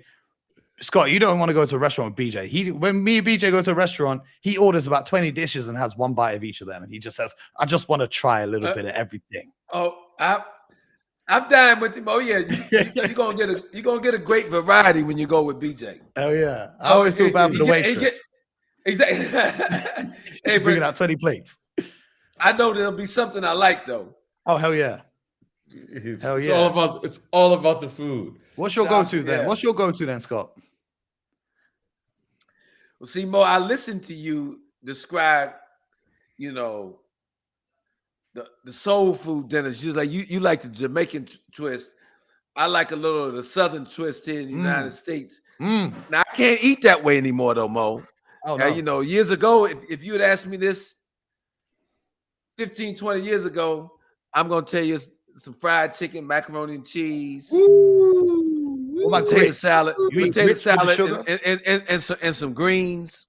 That's what I would have told you, Mo. Hey. So that's what I would have told you years ago. But I got eat a little healthier now. So we're gonna go to a nice seafood restaurant, Mo. And depending on what mood I'm in, we're either gonna get a nice piece of fish, a little vegetable. I'm not eating as many carbs as I used to. And I love, so I'm a little more on the healthier kick now, Mo. Yeah. Well, in the chat right now, Jake is saying a roast dinner. Have either of you had an English roast dinner? I've had roast. What's that? A Sunday roast with a Yorkshire. Yeah. You know Sunday Yorkshire puddings? Do No, you know about Yorkshire puddings? Mm-mm. You don't know about Yorkshire pudding? I've heard of it, but refresh my memory what that is. I heard they're little golden round circles of just beautifulnul-ness. That's a Yorkshire pudding. I can't describe it. You got the roast chicken, the Yorkshire puddings, the roast potatoes, the gravy. Yeah, Dan in the chat, I got you, my bro. Let me just do this for the account so you can watch the game as well. Prince Nabal in the chat says oxtail, rice, mac and cheese, cornbread. Whoa, yeah, now we're oxtail. Oxtail. Oh man. Okay. Lee Green in the chat is saying Dame is barbecue chicken on defense. We're gonna see the second half. How's that for a halftime show? How's that for a halftime show? One of my goals is to have a food show one day. I want to have a food show one day. All right, let me ask you guys this. Who has the best food in the arenas? I'm gonna be honest. I'm gonna keep it 100 with you. I've not enjoyed eating at any arena I've ever been to in the NBA. Really? I'm gonna tell you this. Because they have like a media room. So I'm in the media room and they bring you the food for the media. And I don't know if they just don't like the media, but it's just usually bad. I would tell you this. The New York Knicks. No, PJ. Scott, just tell me, Scott. You can say a lot of things about New York. Now, I know Bo said the food in New York. Bo just ain't hung out with us. Yeah. The food at the Knicks, I think the food in Brooklyn is pretty good too, by the way. Oh, what? But the New York Knicks, that's unbelievable. Yeah. It's unbelievable there. BJ gets into those exclusive clubs at the arena. Yeah, that's what I'm talking about. I'm on the right tax bracket for that kind of food. And Mo, he just eating caviar and champagne at halftime. Mo, I never told Scott this, but I'm gonna share it here. I missed many a second half in New York Knicks games. The food was so good. And when I would go see Scott and clients, and I go to they have a halftime spread in New York, Mo. It's unreal. Mo, it's unreal. Mo, it's beyond. Like I prepared my whole day around going to the game for the food. Yeah. The game was like secondary. The food. Is it the Delta? Is it the Delta Suite? It's the Delta Club, yeah. The Delta Club. And then Mo, this is why you got to really get 2 workouts in. There is a governor's place at the beginning of the game. what's that room, Scott, where the governors all eat at in New York? I don't know if you can say that publicly. Yeah, right, exactly. Yeah, I have to keep that name of that private. But there's a number of clubs. There's a number of private clubs like that. In addition, and the Delta, you got to have credentials to get in that Delta room. Everybody knows about that. There's a room there. I don't want to get into a secret. There's a room there. Exactly. That's unreal. And then Mo, I'm not going to give this one away. There's another food after the game that's better than those two. All right. You know what, BJ? There's only one solution to this. We need to do a show, a 30-part series where we go to every arena and just eat. And we review the basketball and we review the food. The food. I'm putting out there into the universe right now. I don't know who's watching. We're gonna make this happen. We're gonna make this happen. That's what we're gonna do. But the second half's underway. Remember that time when we were at the Chase and that was pretty good. No, that was horrible for me. Oh, that was horrible for you? Because I wasn't eating the meat. So they didn't have nothing vegetarian because the meat's got to be halal. They didn't have nothing to fit my dietary requirements. I ate plain pasta and salad, and that was it. I thought the food was pretty good at Chase. I thought the food was pretty good. When the Celtics had that game, was it game 6 of the finals? They did a whole seafood spread. You would have loved to eat it. That's the one game you missed. I was thinking of you. You would have loved that. No, was that the one where they had lobster? Was it lobster or something? It was a seafood? Yeah. They had lobster and everything. They had a whole buffet. Oh yeah. But should we get back to basketball? There's a game going on, guys. Yes. Shout out to Missy B in the chat saying this chemistry is giving uncle and nephew vibes. I'm glad that you think I'm young and that these guys will be my uncles. But Sue says there's currently someone on X rating all the arenas. Yeah, I saw that. But they didn't do it like we do it. All right, so let's go. A little bit of a back and forth start. This is often what happens at the start of third quarters. Players don't come out really locked in, and the coach, like Tyler, calls an early timeout. Mo, is great point. I used to say this when I was coaching, and then I would say this a lot as an executive getting ready to watch our team start the second half. I think the first 5 minutes of the second half are some of the toughest minutes of a game to play. I don't know if BJ agrees with that. But the reason why I say that, if you're the team that's behind, you're going to normally come out with more urgency to, get back in the game or take a lead or, to assert yourself. If the team in control or it has the lead, sometimes there's a tendency to be a little too relaxed coming out and not come out with the same urgency that got you that lead in the first half. I always thought, I've seen so many games over my 36 years or so involved with this game, both as a coach and an executive, change at the first 5 or 6 minutes in that third quarter, and from a momentum standpoint. Absolutely, and that's what we've seen happen here. That's absolutely why Ty Lue just called that early timeout there. As you can see, I thought it was excellent timeout by Ty Lue. I just think Ty Lue is just an amazing coach. I think he's one of the best coaches in the league. I agree with you. He's one of the better coaches in our league right now. By the way, if you can see Daniel Tice on the screen right now listing different foods, they must have been listening to our halftime. I know they must have been tapped in. With how could this guy not get the top 10 for pizza toppings? I was like, where's this guy? He said pineapples, which is outrageous, by the way. That shouldn't be known. That's a LA thing, probably, right? Yeah, pineapples. I don't trust no one who rocks with that, man. That's LA. Daniel Tice is trying to embrace it. No, you gotta get Mo out, man. Mo, we gotta pineapple belongs in like fruit salads and cocktails and whatever you lot do with pineapple. It does not belong on a pizza. The chat is killing me right now. All the chat is saying pineapple belongs. I'm not a believer, guys. Yeah, pineapple does belong. Where are you from, Mo? What are you doing? From the ends, bro. I'm from the ends, so we ain't putting no fruity pineapple on our pizza, bro. Come on. Yeah, you gotta have pineapple on your pizza. Cheese, tomato, basil, boom, we done. That's it. I dare you to go to Italy one day and ask them for pineapple on your pizza and see the reaction from the people that invented pizza. They'll kick you out. They'll drive you to the border. You're going to be welcome there no more. Yeah. Yeah. But so third quarter, Scott, when you're coaching and you call those early timeouts, the reaction from the players, if they don't come out of that timeout and react how you want them to, are you calling another one straight away? Or I'm going to my bench. Yeah, you should bench the whole time. I'm finding a player or two that was listening in the huddle at halftime that wants to play. And that's basically all you can do as a coach. Then that message will be sent to everybody else on the floor. Oh, coach. Yeah, your best that's friend. The coach. That's the coach. Yeah, that's the coach's biggest tool is that bench. Yeah, his best friend, however you want to look at it, is that bench. Another turnover for the Clippers. Giannis gets back to the line once again. There are a lot of guys that are hungry. There are some guys on the Clippers bench who should really be relishing opportunities like this with Kawhi and Paul George and Russell Westbrook all out of the lineup, because behind the scenes, they're saying they want more minutes and they want more touches, but they also don't want to leave the Clippers in case they win a championship. I can't tell you which players those are, but trust me, I was having some conversation. Who are your sources? I'm not saying. My sources are the players. Oh, okay. Come on, man.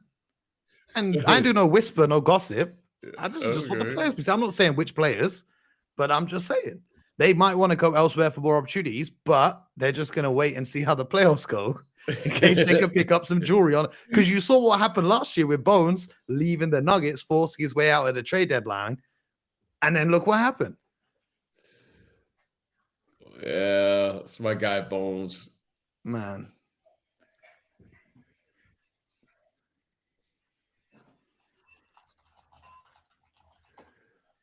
Man, in the Twitch chat, they're asking about we done with the 90s, but you guys have got to tune into tomorrow's podcast to hear that. Oh, man. Just taping. What's going on with the 90s? Is this a campaign? What is going on? Yeah, it's a campaign from LeBron fans. Is that what it is? It's a campaign to discredit the 90s, but that's the whole... What's wrong with the 90s? What happened? Exactly. Yeah. Man. What it's the same thing in 20 years from now. They're going to say we're done with the 2010s and then we're done with the 2020s. This is just what's going to keep happening instead of talking about what's actually happening. Do you know what I mean? Yeah, I mean, what's going on with the 90s? I would love to have seen Wilt Chamberlain and these guys play. Oh, wow. Yes. Today. With the equipment and the training. Let me ask you this. If you could add 2 former players from NBA history to this game we're watching right now, one on each team, who are you adding? And they've got to fit with the style of play that these 2 teams are playing right now. Well, what is the style? Exactly. Well, what is the style, right? What I'm saying is it would be useless if you wanted to add in Kobe to this Clippers team because he ain't going to get the amount of touches that he needs. Do you see what I'm saying? So who's the player that would fit in with these guys? I can assure you, Kobe would figure out and get the touches that he needed on this team. I can tell you that right now. But you know what? You know the point. I don't know what you said. This is what I'm saying. I don't know. That's we just dropped them in right now. 9 minutes. If I dropped him in right now, I can assure you, Kobe would get 25 to 30 shots on both teams. Maybe that was a bad example. Exactly. Look, a great player is gonna figure it out. No matter who's out there playing. That's what I'm saying. Not like the top tier of greatness. I'm talking about I would love role players. You talking about role players? Or not like Jordan and Kobe and Shaq, because you can put them in any team, right? I'm talking about guys that might not be the first ones you think of. Like who? So that's what I'm asking. BJ played with a guy. I mean, now he was a top 50 player considered, but I mean, Scottie Pippen would be excellent in today's game. When you think so, incredible. BJ? He would be incredible. Because he could switch on to anybody on the floor. Everybody switches defensively now, so he could switch on to all 5 positions in today's game. He could initiate offense off the bounce and attack the rim, finish, draw double teams, create tremendous in the open floor. I think he would be terrific in today's game. Put him in right now. You know what I love to see? I love to see a prime BJ Armstrong come off the bench for this Bucks team. He can shoot 40% plus from 3. He can guard full court. Have him and Pat out there. Hey, Mo. I'm not gonna let you put BJ on the bench. BJ said he would rather play on the bench if he played today. That's what BJ said. Yeah. Well, I know what he said, but I'm looking at these guards. And, Brook Lopez with the block. Another offensive rebound for the Clippers. And today's game, where BJ would have a complete green light to shoot all these threes, like they do now. Sorry, Millie Beasley, you're headed to the bench. Not have to run any kind of set offense. Hey, Scotty. Exactly. Scotty, this is now that I see, the longevity in the game, right? Yeah. I would love to come off the bench and just play, 25, if you need me 30, if you need me, I'm there. If you need me now. But I'm going to play 25 minutes a night in this style of play where they just run the 3-point line and 3-point line. Yeah. Because as you know, Scott, there's a difference between carrying out an assignment as a starter and then just coming in and playing as a bench guy. Right. And to me, it would be much easier to just okay, I'm going to play 25 minutes a night and just come out and play. How many 3-point attempts did you average per game? I don't know, four, maybe 4 or 5. Maybe, so now that would be double now. That would be double. 8 a game. Yeah, you shoot 8 to 10 a game. Exactly. The most that BJ had was 3.1 a season, and he shot that at 42.7%.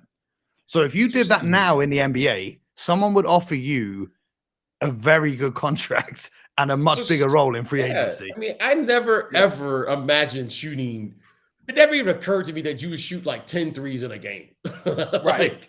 Exactly. Even if you made 7, you would be if you made 7 out of 10, they would be like, okay, that's just ridiculous. That just never occurred to me. So I just think that the game is so different now, and your mindset is so different to be able to just shoot up a 3-point shot early in the shot clock. That was just unheard of. I don't even know how I would function because I would have to change my whole mindset, how you play. BJ's career high was 5 3-pointers against the Miami Heat in 1994. I want to make a quick comment about this guy at the free throw line. And BJ, you watch these guys even more than I do, the Clippers. But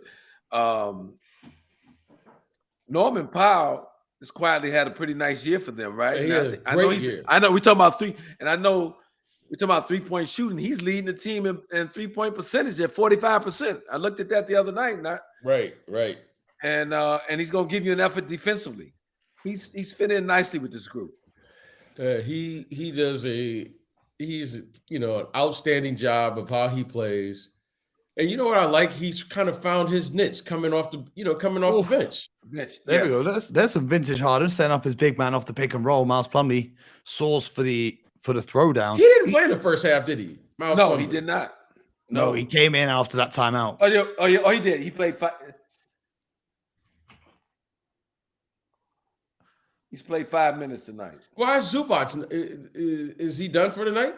No, he can't be. Zubac has 4 fouls. Has 4 fouls. That's probably why he's out so early right now. And that's what happens. This is what I said at the start of the game when they had him guarding Giannis. This is what's going to happen.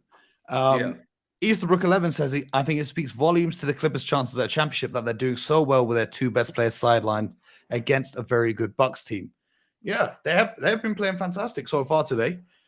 Go ahead. This is it. I've said this all along.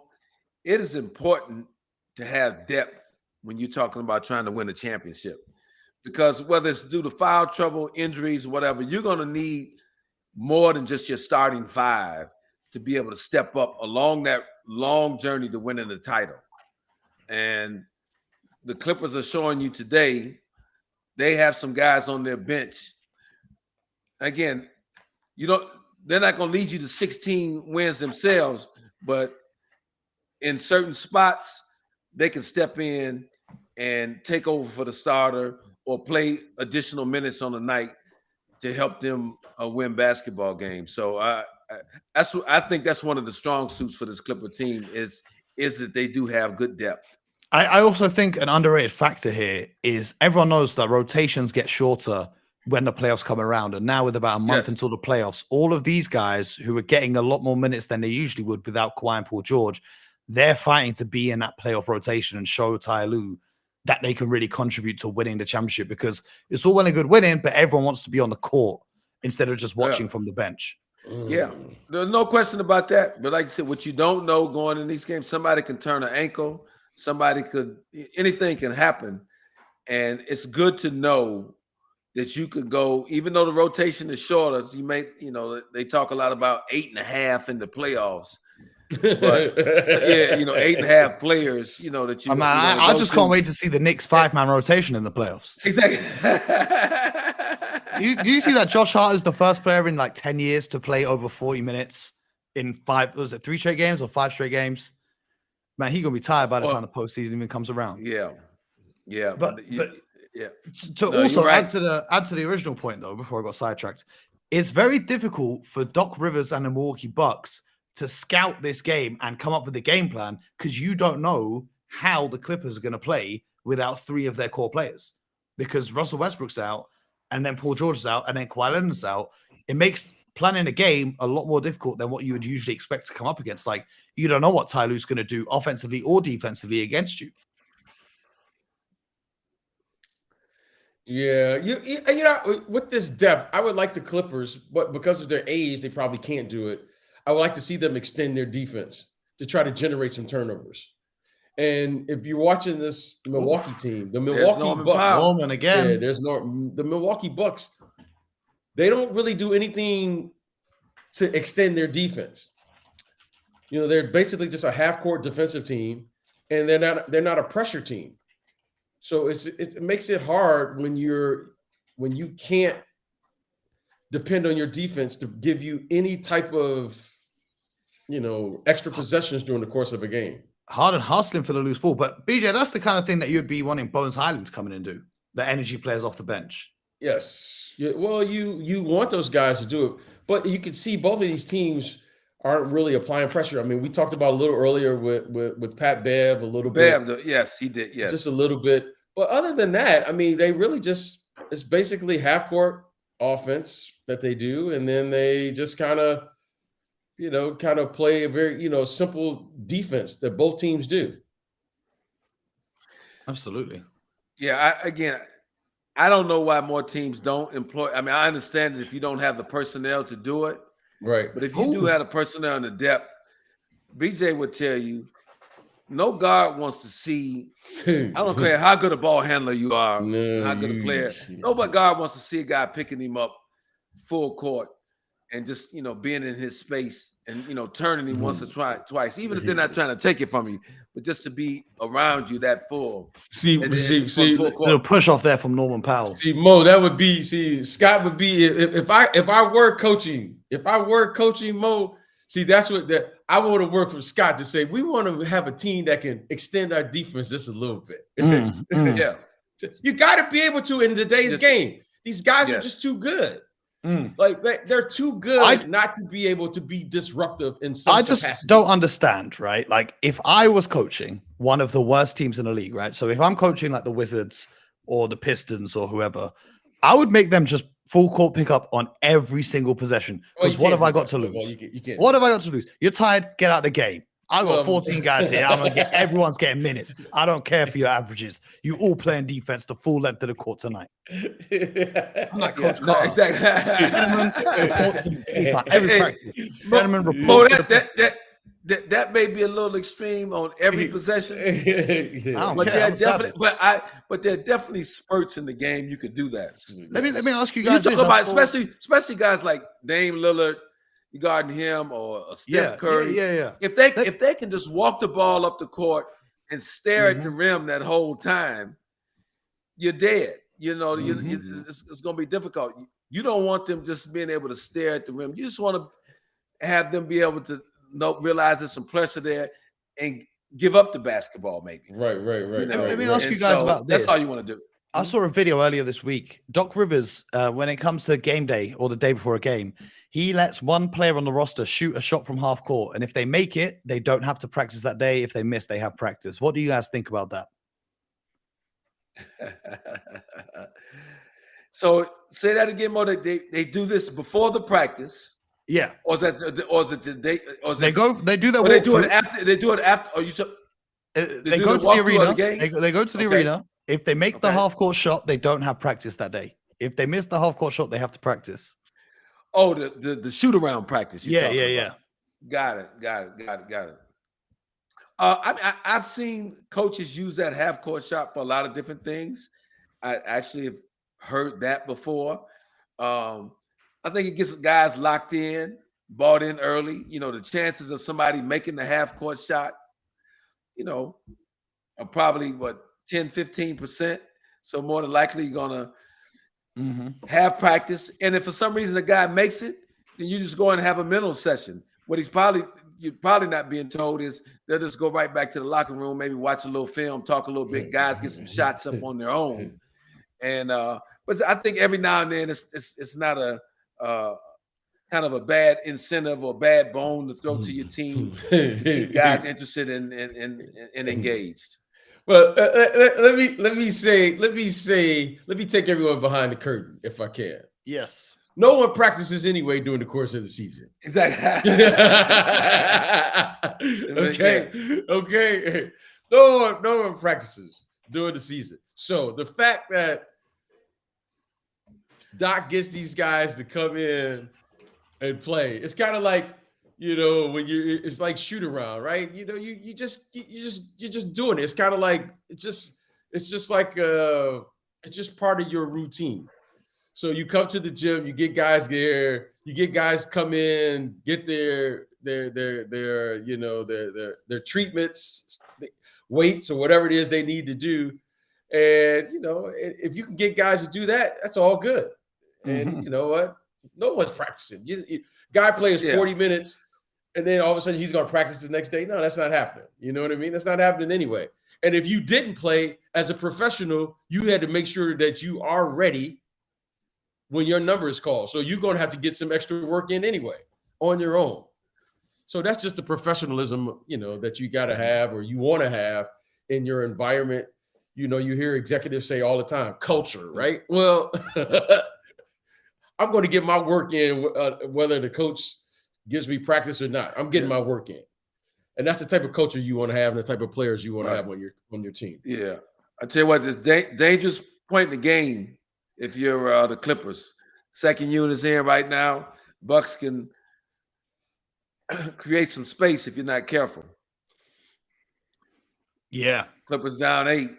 Absolutely. Oh, what a move. Behind the back, inside. DJ gets it out. Pump fake, sidestep. That was a big shot there by Norman Powell. Cash. That was big shot. Cash. Oh, man, that was beautiful, that possession right there. Keeps them within 5. So look at the spacing of the Milwaukee team. Just look at their spacing. Yes. It's just they're always bunched up. You know what I mean? They're always bunched up. But that was normal 10 years ago, 15 years ago. It was more bunched up than that.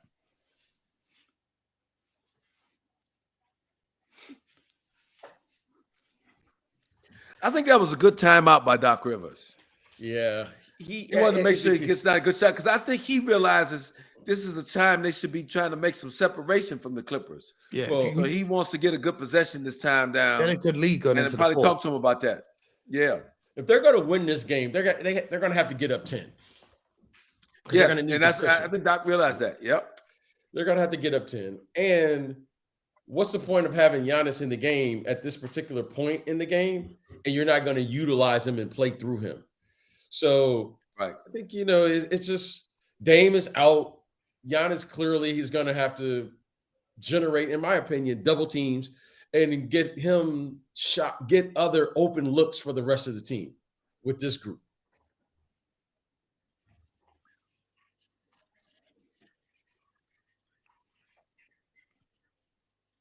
Well, the Clippers are 10-1 at home when 6 players score in double figures. They currently have 5 guys in double figures and Bones Highland sitting on 7, and you expect him to score a few more points here. So really, statistically speaking, you're expecting the Clippers really to come away with this, even without, 2 of their key players and Russell Westbrook missing the game.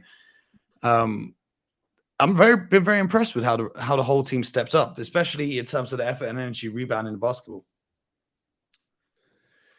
Up 13 in the rebounding battle. Yeah, no. Look, you can't fault the Clippers today for their energy and effort. I have to give them a lot of credit and a lot of respect for that. Just having played yesterday afternoon. Strong. There you go. You must. Yeah, you must have been in the huddle. PJ might know a thing or two about basketball. Hey, there you go. Exactly. Okay, let me reintroduce this guy. His name is Giannis. Let's get him the ball, and then it's just if they're going to win this game, here's a moment. Here you go, PJ. Oh, at the buzzer, he can't get it to go. Man, I think they'll live with that. Yeah, hey, Giannis got the ball in his hand. Giannis got the ball now. It's get downhill. No. Yeah, they're going to make a run here without Harden in the game. Bobby can't get it to go over the top. I like the Daniel Tice pickup for the Clippers. I really wanted him to land on the Celtics. Oh, that's another good pickup. Oh my Lord.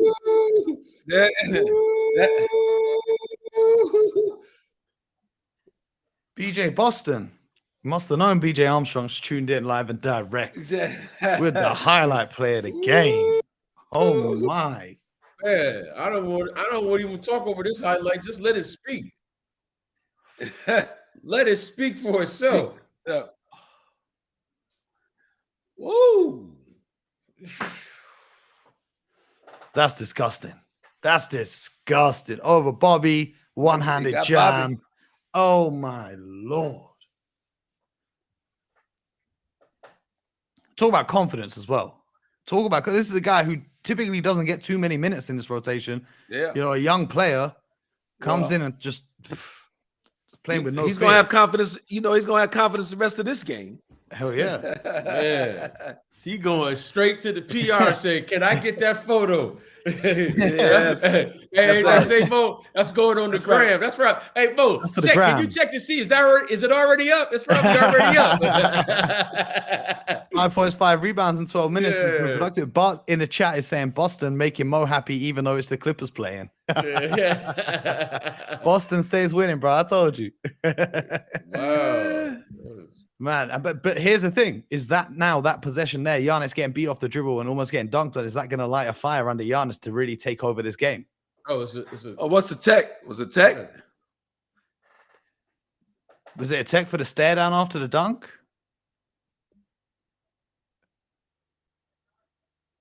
What's going on? Oof. Yeah, it must have been. Next Sunday, 7 p.m., Mavs and the Nuggets. Yeah. We might just have to run this back for that one too. That's what they're saying in the chat right now.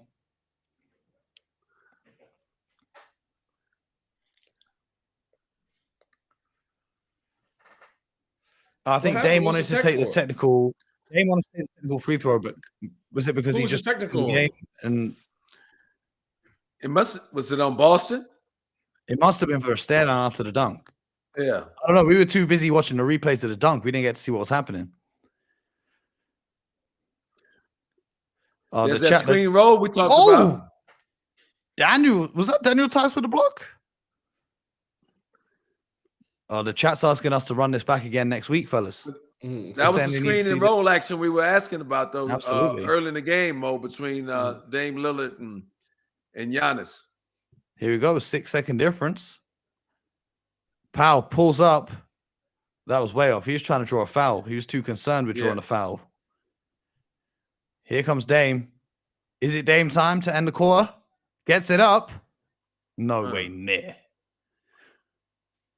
32 in the quarter for Milwaukee. They got a 6-point lead here at the end of the third. Wow. Scott Foster ain't hearing none of the complaints from Norman Scott. Powell. No, Scott. Yeah, no. You're not gonna win that. You're not gonna win that one with Scott Foster. Are you speaking from experience or?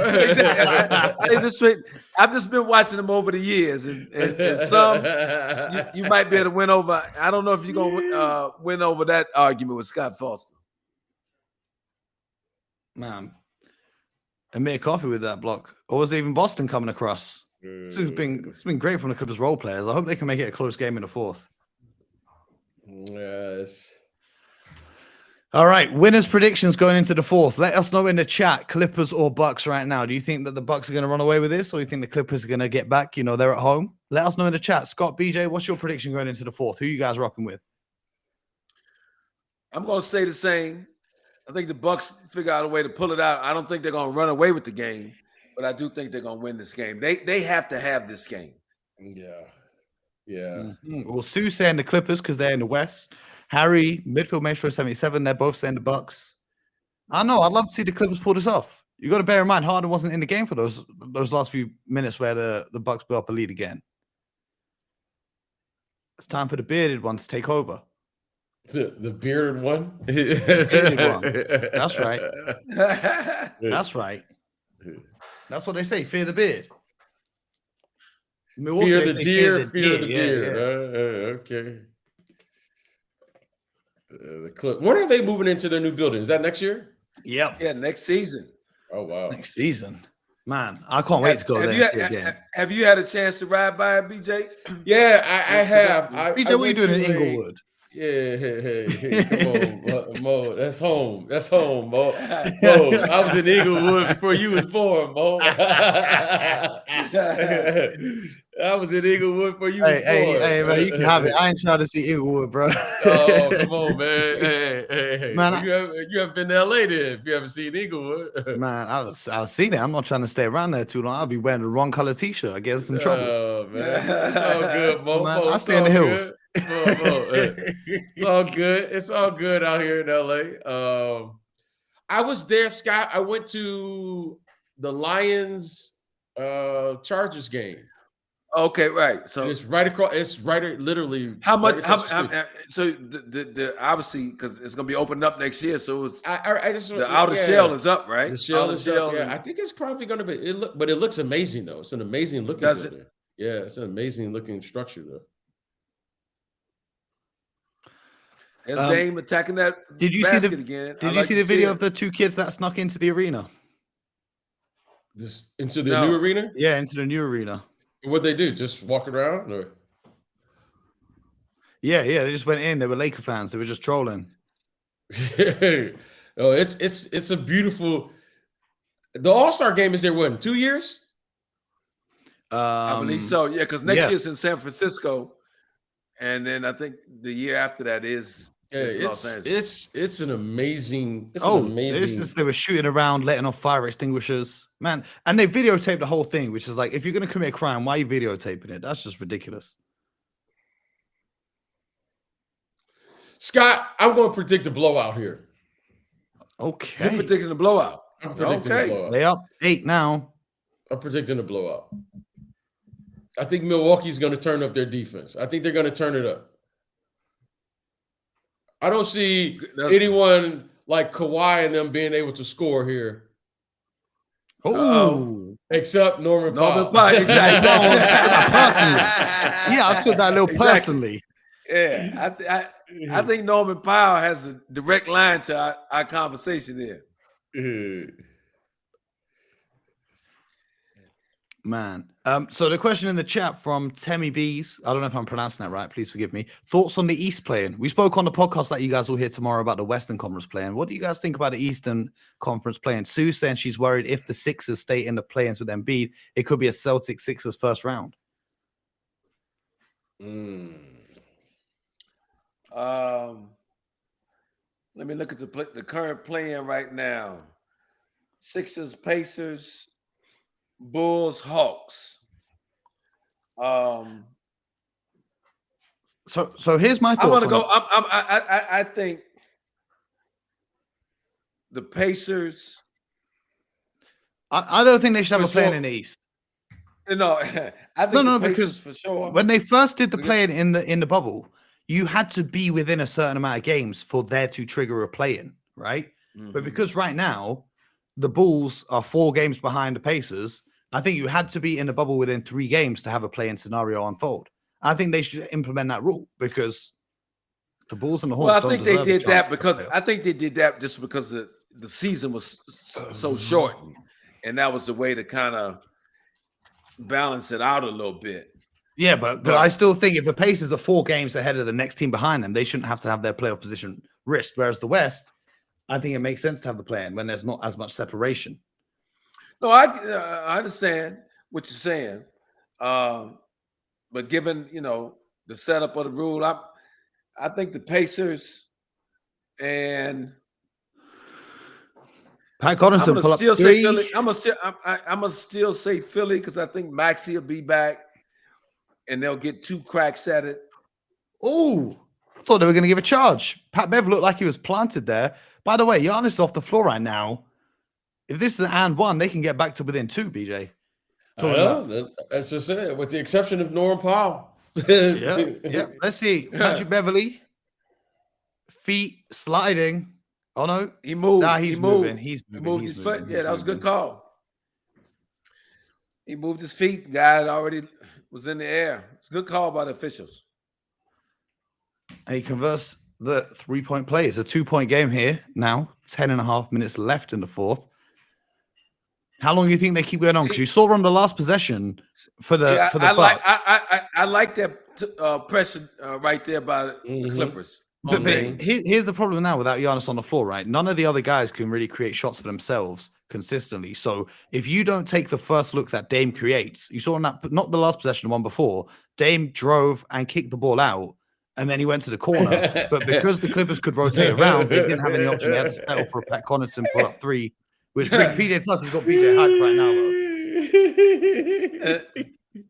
No, Clippers hanging around. Clippers hanging around, man. Man, we've been treated in this game. PJ said, I've not scored in months. I'm going to give you everything I got. You gotta figure that Giannis will be coming in within the next 2 minutes. Yeah. Something's going on here with Milwaukee. It's just something's missing from this team.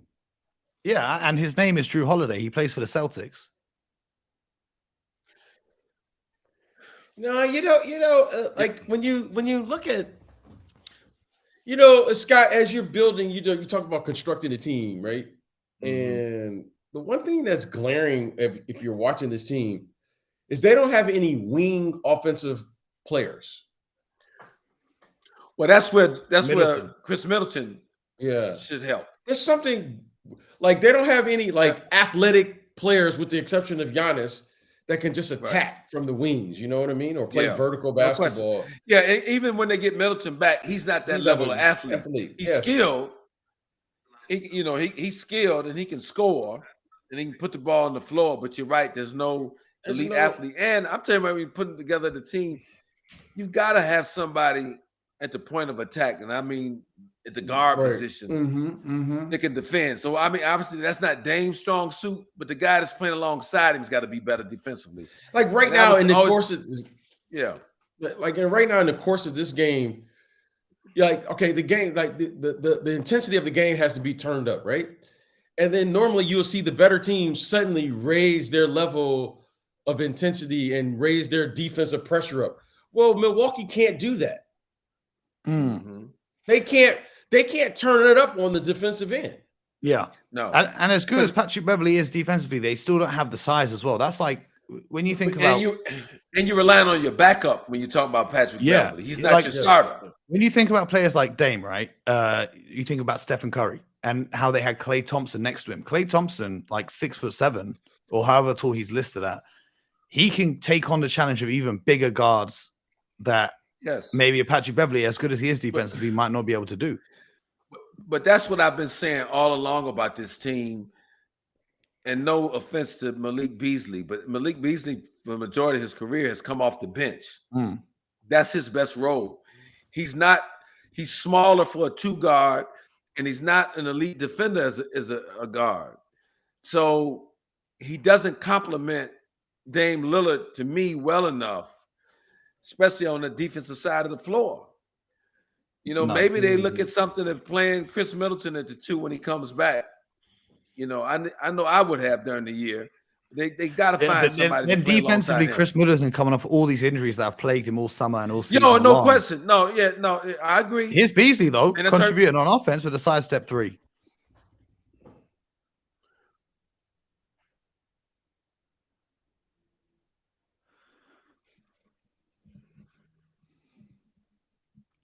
They throw in 2 at Norman Powell to get the ball out of his hands. Bones can't get it to go. Here we go.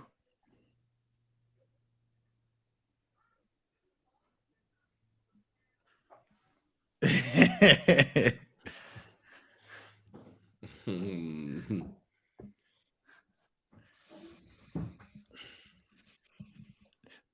you think they're going to match the minutes and bring Harden back in the same time that Giannis comes back into the game? Because Harden's getting ready to come to the scorer's table right now. What time is it? 9 minutes now? 8 minutes. I don't know about matching him, but I think he'll be in by the 8-minute mark. I think. Well, here comes Harden. Yes. PJ Tucker, well-deserved rest. Yeah, I think Giannis will be coming in the next minute and a half. Zach Vader says that OKC should be scared of rebounding dominant teams. What's his name? What's his name? Zach Vader. Star Wars fan Zach. Damn, guess what? Harden finds Connaughton from the corner. Doesn't go. Yeah, that's very valid. We talked about it on the podcast. I can't remember when. Bones getting to it.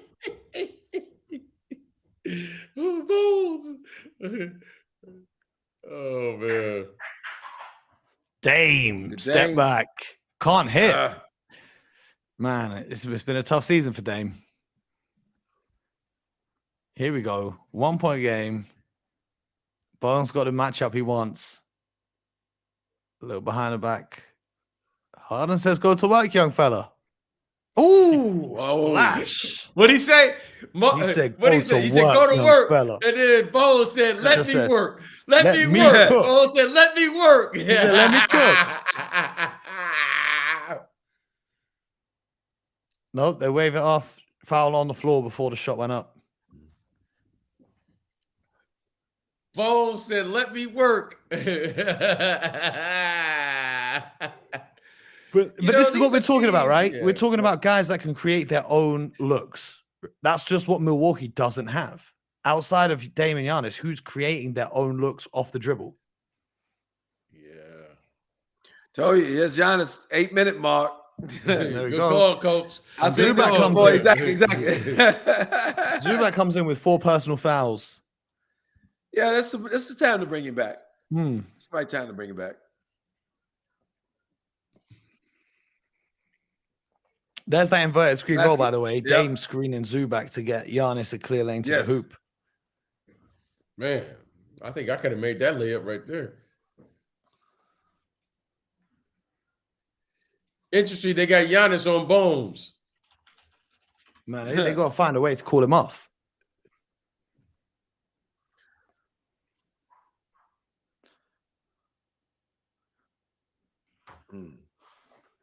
Man, I've just been texted a very, very big compliment. You guys want to hear what it is? Let me hear. It says you guys are filling the void after ABC fired Jeff Van Gundy. The energy from Mike Green, Mark Jackson, Jeff Van Gundy was unmatched. Now it's gone. You guys are filling it. Shout out to Bart, man. That's the real MVP of the podcast. You guys don't even know. Shout out to Bart. He's a member of our team, man. That's love, bro. We appreciate it. Oh, that one doesn't go.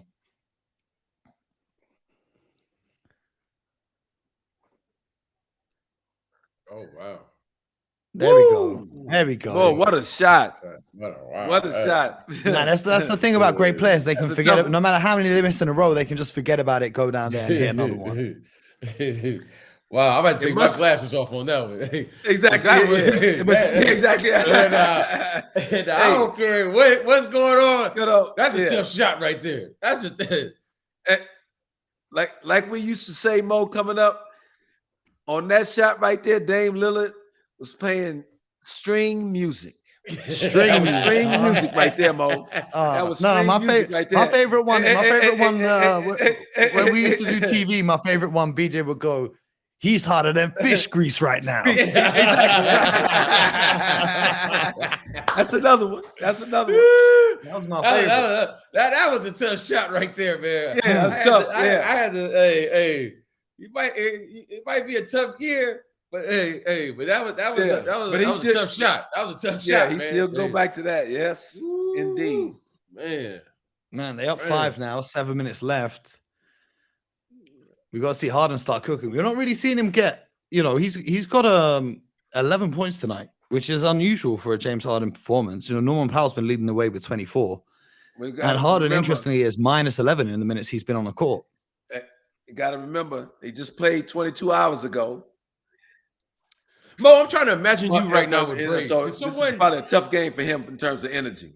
If someone puts a digital thing of with Mo with braids on, I got to see what that would look like. Can we do that? Can someone in the BJ wants the Photoshop. BJ wants the Photoshop. I want a Photoshop. Can someone get Mo with braids?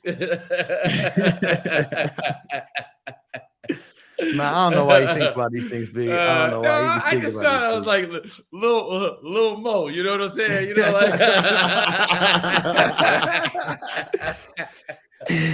don't know. Can you send images in the chat? I don't know. Can AI. Someone can AI generate it, maybe. Yeah, little Mo.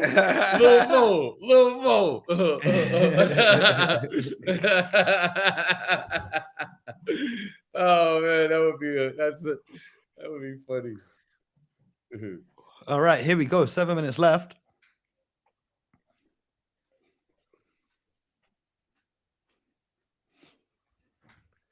Guys, he might have really put his name up in for Sixth Man of the Year after this performance. We were just talking about that at the start of the game. Yeah.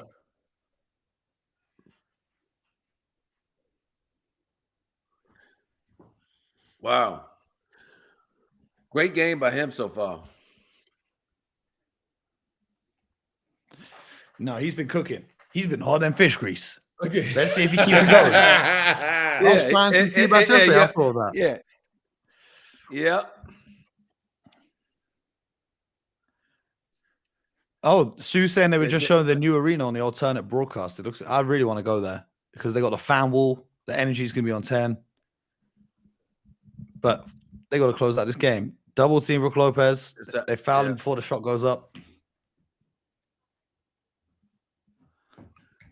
I tell you, when they do get Middleton back, they can put a really big team on the floor. The Milwaukee Bucks. Middleton at the 2 and then Bobby at the 3, or Connaughton at the 3. Yes, exactly. And I do think having Middleton at the 2 is where they find the most success. Offensive foul. I love Giannis's reactions. They're hilarious.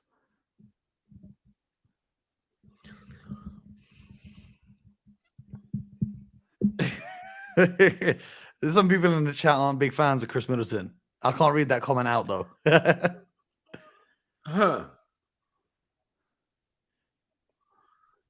don't know about that call because he didn't look like he used. That's a home call. That's the Clippers are playing at home tonight. Because it didn't look like he used his off arm to pull Zubac down. They just got tangled up. That's the home court advantage right there. Harden with a beautiful pocket pass to Zubac, who gets it to go over the top.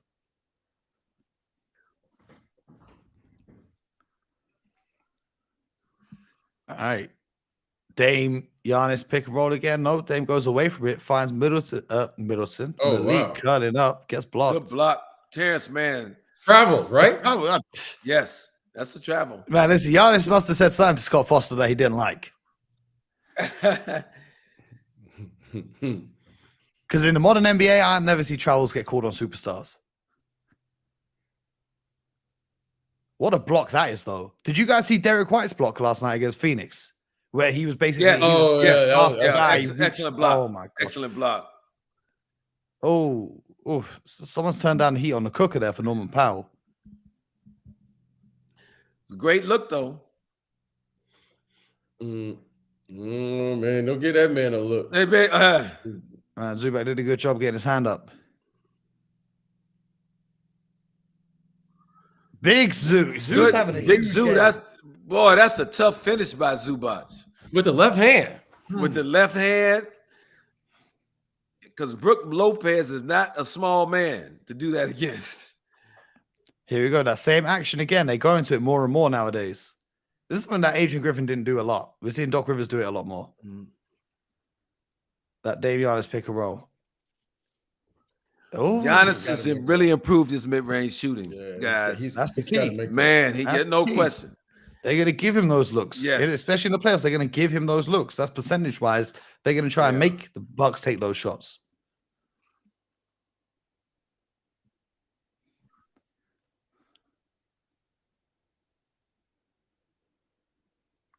Oh, man. This 22-game turnaround might just be 22-hour turnaround might just be catching up to the Clippers right now. I know they didn't get much rest between the 2 games, and then you guys had the time zone change, which made it 22 hours. Yeah. And I know James Harden didn't get no rest after the game last night. You said that, Mo, not me. Hey, he might have been in the gym. You don't know. You don't know. Hey, I just know he was working out. There's that guy playing those strings again. It is. Is it violin, cello? You tell me, Scott. Exactly. I'm gonna say it's violin. Okay. Because it goes in nice and easy. Oh, Coffee hit that one. The shooting cooled off a little bit for the Clippers right there. Got it to rattle in. Cuts it to a 2-point game. 4 minutes to go. BJ always talks about the last 4 minutes of the game being where you see who's really who. So this last 4 minutes, we really got to lock in now. And they go in again. Same action every time down. This time with a skip pass over to Lopez for the logo 3. Whoa. Off the crypto logo. Big time shot, Brook Lopez. BJ, you remember what they used to call him? Remember what they call him? What they call him? Splash Mountain.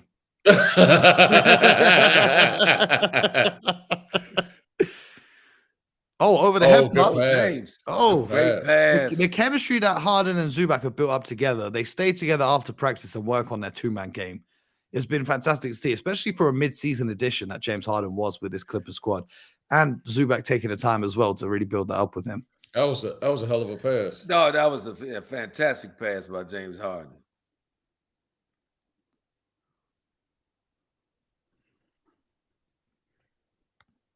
That was a beautiful pass by Dame as well, though, to Brook, who was just set, feet planted. Yes. And that's the advantage of being a 7-footer that could shoot a 3. Doesn't matter if a smaller player is closing out to you. It doesn't affect your line of vision. Zubac has been phenomenal. Jake in the chat saying he's got great touch, couple of big possessions for him with the offensive rebounds for the Coffee 3. Yep. Those are winning possessions. Wow. Look at that. Look at that. That's tight. That is really tight. That is important for the Clippers. Man, I would love nothing more if the season ended today and there was no play-in. Lakers and Golden State out. Oh, make my day. Make my day. Oh, my Lord. I don't even care who wins the championship after that. That's my championship. Be drinking Haterade the whole summer.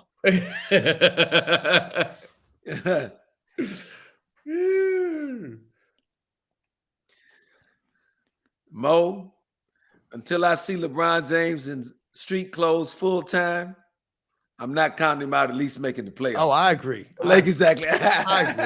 I can't count him out in anything until he's retired. And even then, he might just come back. So exactly. But more often than not, you'll see Anthony Davis in street clothes. But to his credit, he's played a lot this season. He's played a lot this season, though. I got to give respect where it's due. No, Anthony Davis has he's really impressed me. I'm not gonna lie. He's really impressed me. Here we go. Same action again. There he is. There's that violin playing again, Mo. There's that violin playing again. He's playing it right now. Yes, he is. You playing it right now.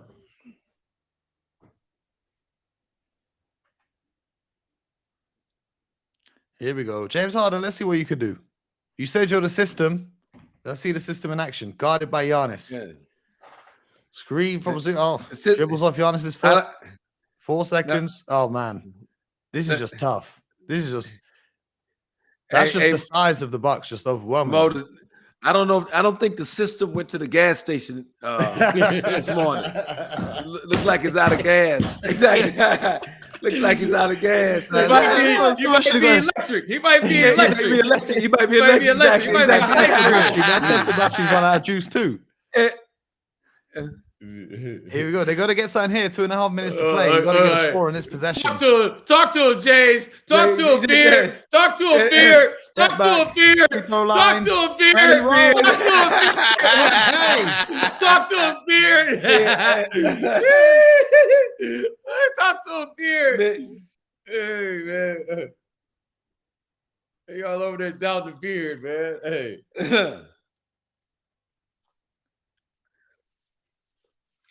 I got to see him do that one more time, BJ. You got to see that one. That one rattled in. Front rim, back rim, and then dropped in. I don't, Okay, let me see. A little flat. Let me. Oh, I know he can do it, but let me see what these Milwaukee Bucks are gonna do.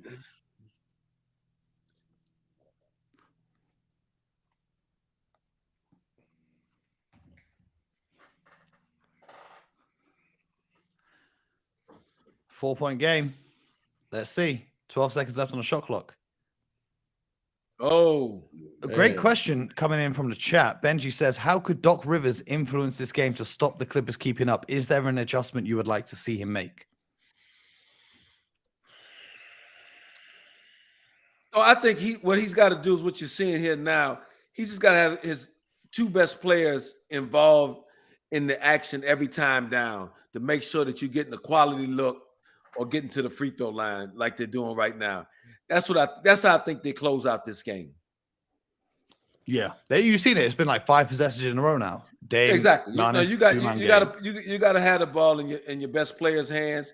You put them in a 2-man game action, and you close this one out. Dame has looked determined from the opening tip.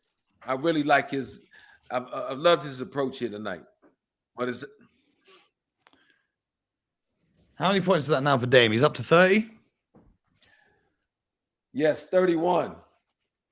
11 dimes as well, and 7 rebounds. Hey, he could be a couple boards from triple-double watch. He's on 32 now. I don't know. It's weird doing it like this because the box score is just updating. It's not like in the arena where you have the live box score in front of you. I'm just relying on Google Chrome. 32. Yep, it's 32 now. 32, 11, and 7. This is a great game for Damian Lillard. And Giannis, 31, 9, and 7.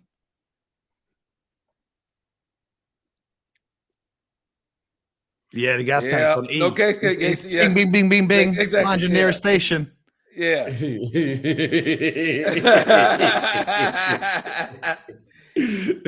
Talk to a beard. Beard, talk to a beard. Exactly.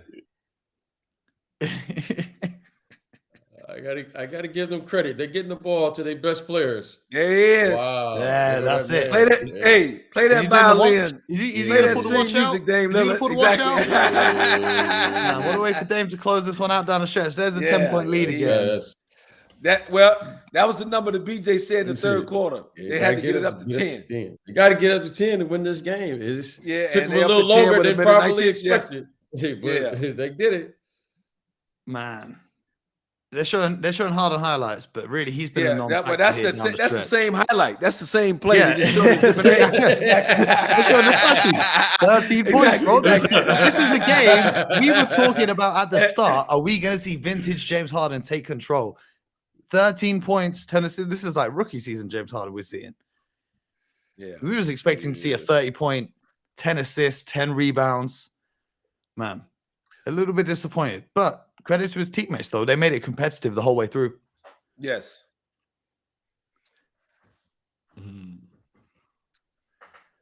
Well, guys, it's been great. A lot of laughs. Been fun. We got to do it again. We appreciate you guys tuning in, man. Appreciate everyone who tuned in. Appreciate Scott and BJ, both of you joining us here. No, I want to say thank you to both of you and all of the fans and listeners out here tonight. I've enjoyed it. Thanks for welcoming me into the broadcast tonight. I had a ball. This was good vibes. I had a ball. I've had good vibes. We like to make these more casual. Next time, Scott, you can pull up in a hoodie. It's all good, bro. I see you looking fly. I'll get you. Don't worry. Over here, we ain't got dress code. We ain't got the producer telling you how you got a dress code. Over here, bro, you can pull up in a hoodie and sweats. It's all good, bro. I didn't want to shock the listeners, the ones that usually listen to us on the podcast. I thought this is Scott's twins brother. Exactly. Man. Norman Powell's still trying to make it happen. Yes. Too little, too late. The chat's asking, are you looking forward to the stream next Sunday? The chat has decided that we're doing a stream next Sunday. They've decided for us. I don't know. Hey, we might have to pick another date and time, Mo, because next Sunday, I'm going to be back in Detroit, Michigan, as they are honoring our 2004 championship team Ooh. during the Miami Heat Detroit Piston game. Ooh. So I will be in Detroit and not available that Sunday to do the pod. I can give you a shout out, but I don't think I can watch the game. maybe we tune in and we watch through the stream. Maybe we tune exactly. in and watch. There you go. There you go. There you go. Maybe You know Scott what I'm would be kind enough to wear his championship ring next time he comes on, Mo. How about that? Hey, no, BJ has a lot more rings than I do, so he can choose one or three. I'm just a man of the BJ people. don't even know where they are. Exactly. BJ don't even know where his rings are. Check this don't. Next Sunday, how about this for a schedule? 5 p.m. UK, Suns and Bucks, rematch of the 2021 finals. Then at 7, you've got the Heat and the Pistons. 7:30, you've got the Nuggets and the Mavericks. 10 o'clock, you've got the Celtics and the Wizards. You've got the Raptors and the Magic at the same time. 11 o'clock, Nets Spurs. 1:30, Clippers Hawks. That's a great schedule for fans over here in Europe. Maybe we could get Scott. Yeah. Maybe we can get Scott from in Little Caesars arena. Live. We can do it live and direct. Hey, you know what? And you can get me with a piece of square pizza in my hand. Yeah, Mo, so I can show Mo exactly. I can be eating a piece of square pizza for Mo. Exactly. Oh man, we got to make it happen. We're gonna make it happen. We're gonna make it happen. And the beauty of playback, by the way, for you guys who are watching, is we've streamed just one game today, but we can actually flick around the league and stream as many different games as we want all at the same time. So if this game was a blowout and there was another game at the same time, we could have easily just switched over. You wouldn't even have to leave the room or anything. We can just stream whatever we want. So stay tuned. There's a lot more to come. Shout out to the playback team making this happen. And they're intentionally fouling? It's a 4-point game. Yes. That's not a bad player to intentionally foul. Let's see. Oh yeah, Scott, you talked about it today. Now you can finally find out. How's Giannis going to do with the pressure on the free throws? I need 2 right here from Giannis. Yes, you need 2 to ice this game. It's a regular season game too, so I need 2. It's a shame it's not in the new arena. Otherwise, he'd have the wall of Clipper fans right in front of his face. That would be trying to force him to miss.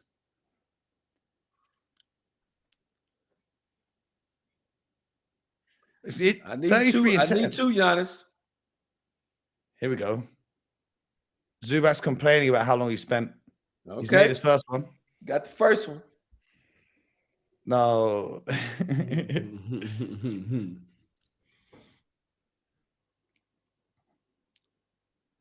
It's fascinating how much of this is just mental for Giannis. Goes through the same routine every single time. Takes his time. Doesn't let the crowd rush him. Doesn't let the ref rush him. I tell you, the practice form always looks good, though. Oh, yeah. When I watch him practice, yeah. But sometimes it's just when he brings the ball up, it's like just a little jerk before he flicks it. And it just can cause it to be too much pressure on the ball. Here we go. There you go. Off the front rim. Rebounded. Harden. Turnover. Oh, good stick. Yeah. I don't know. Maybe he needs the MOT. Maybe he needs to go to the garage, get the tires checked after this one.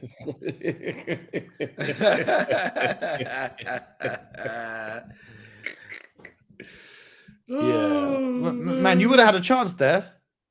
5-point game. Go down there, make a bucket. Becomes a single possession game with still time on the clock.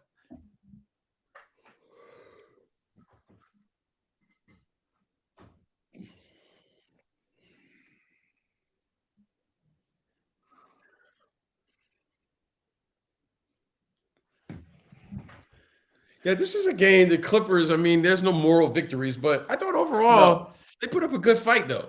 Bro, PJ Tucker had 7 points. You don't see that every day. Look.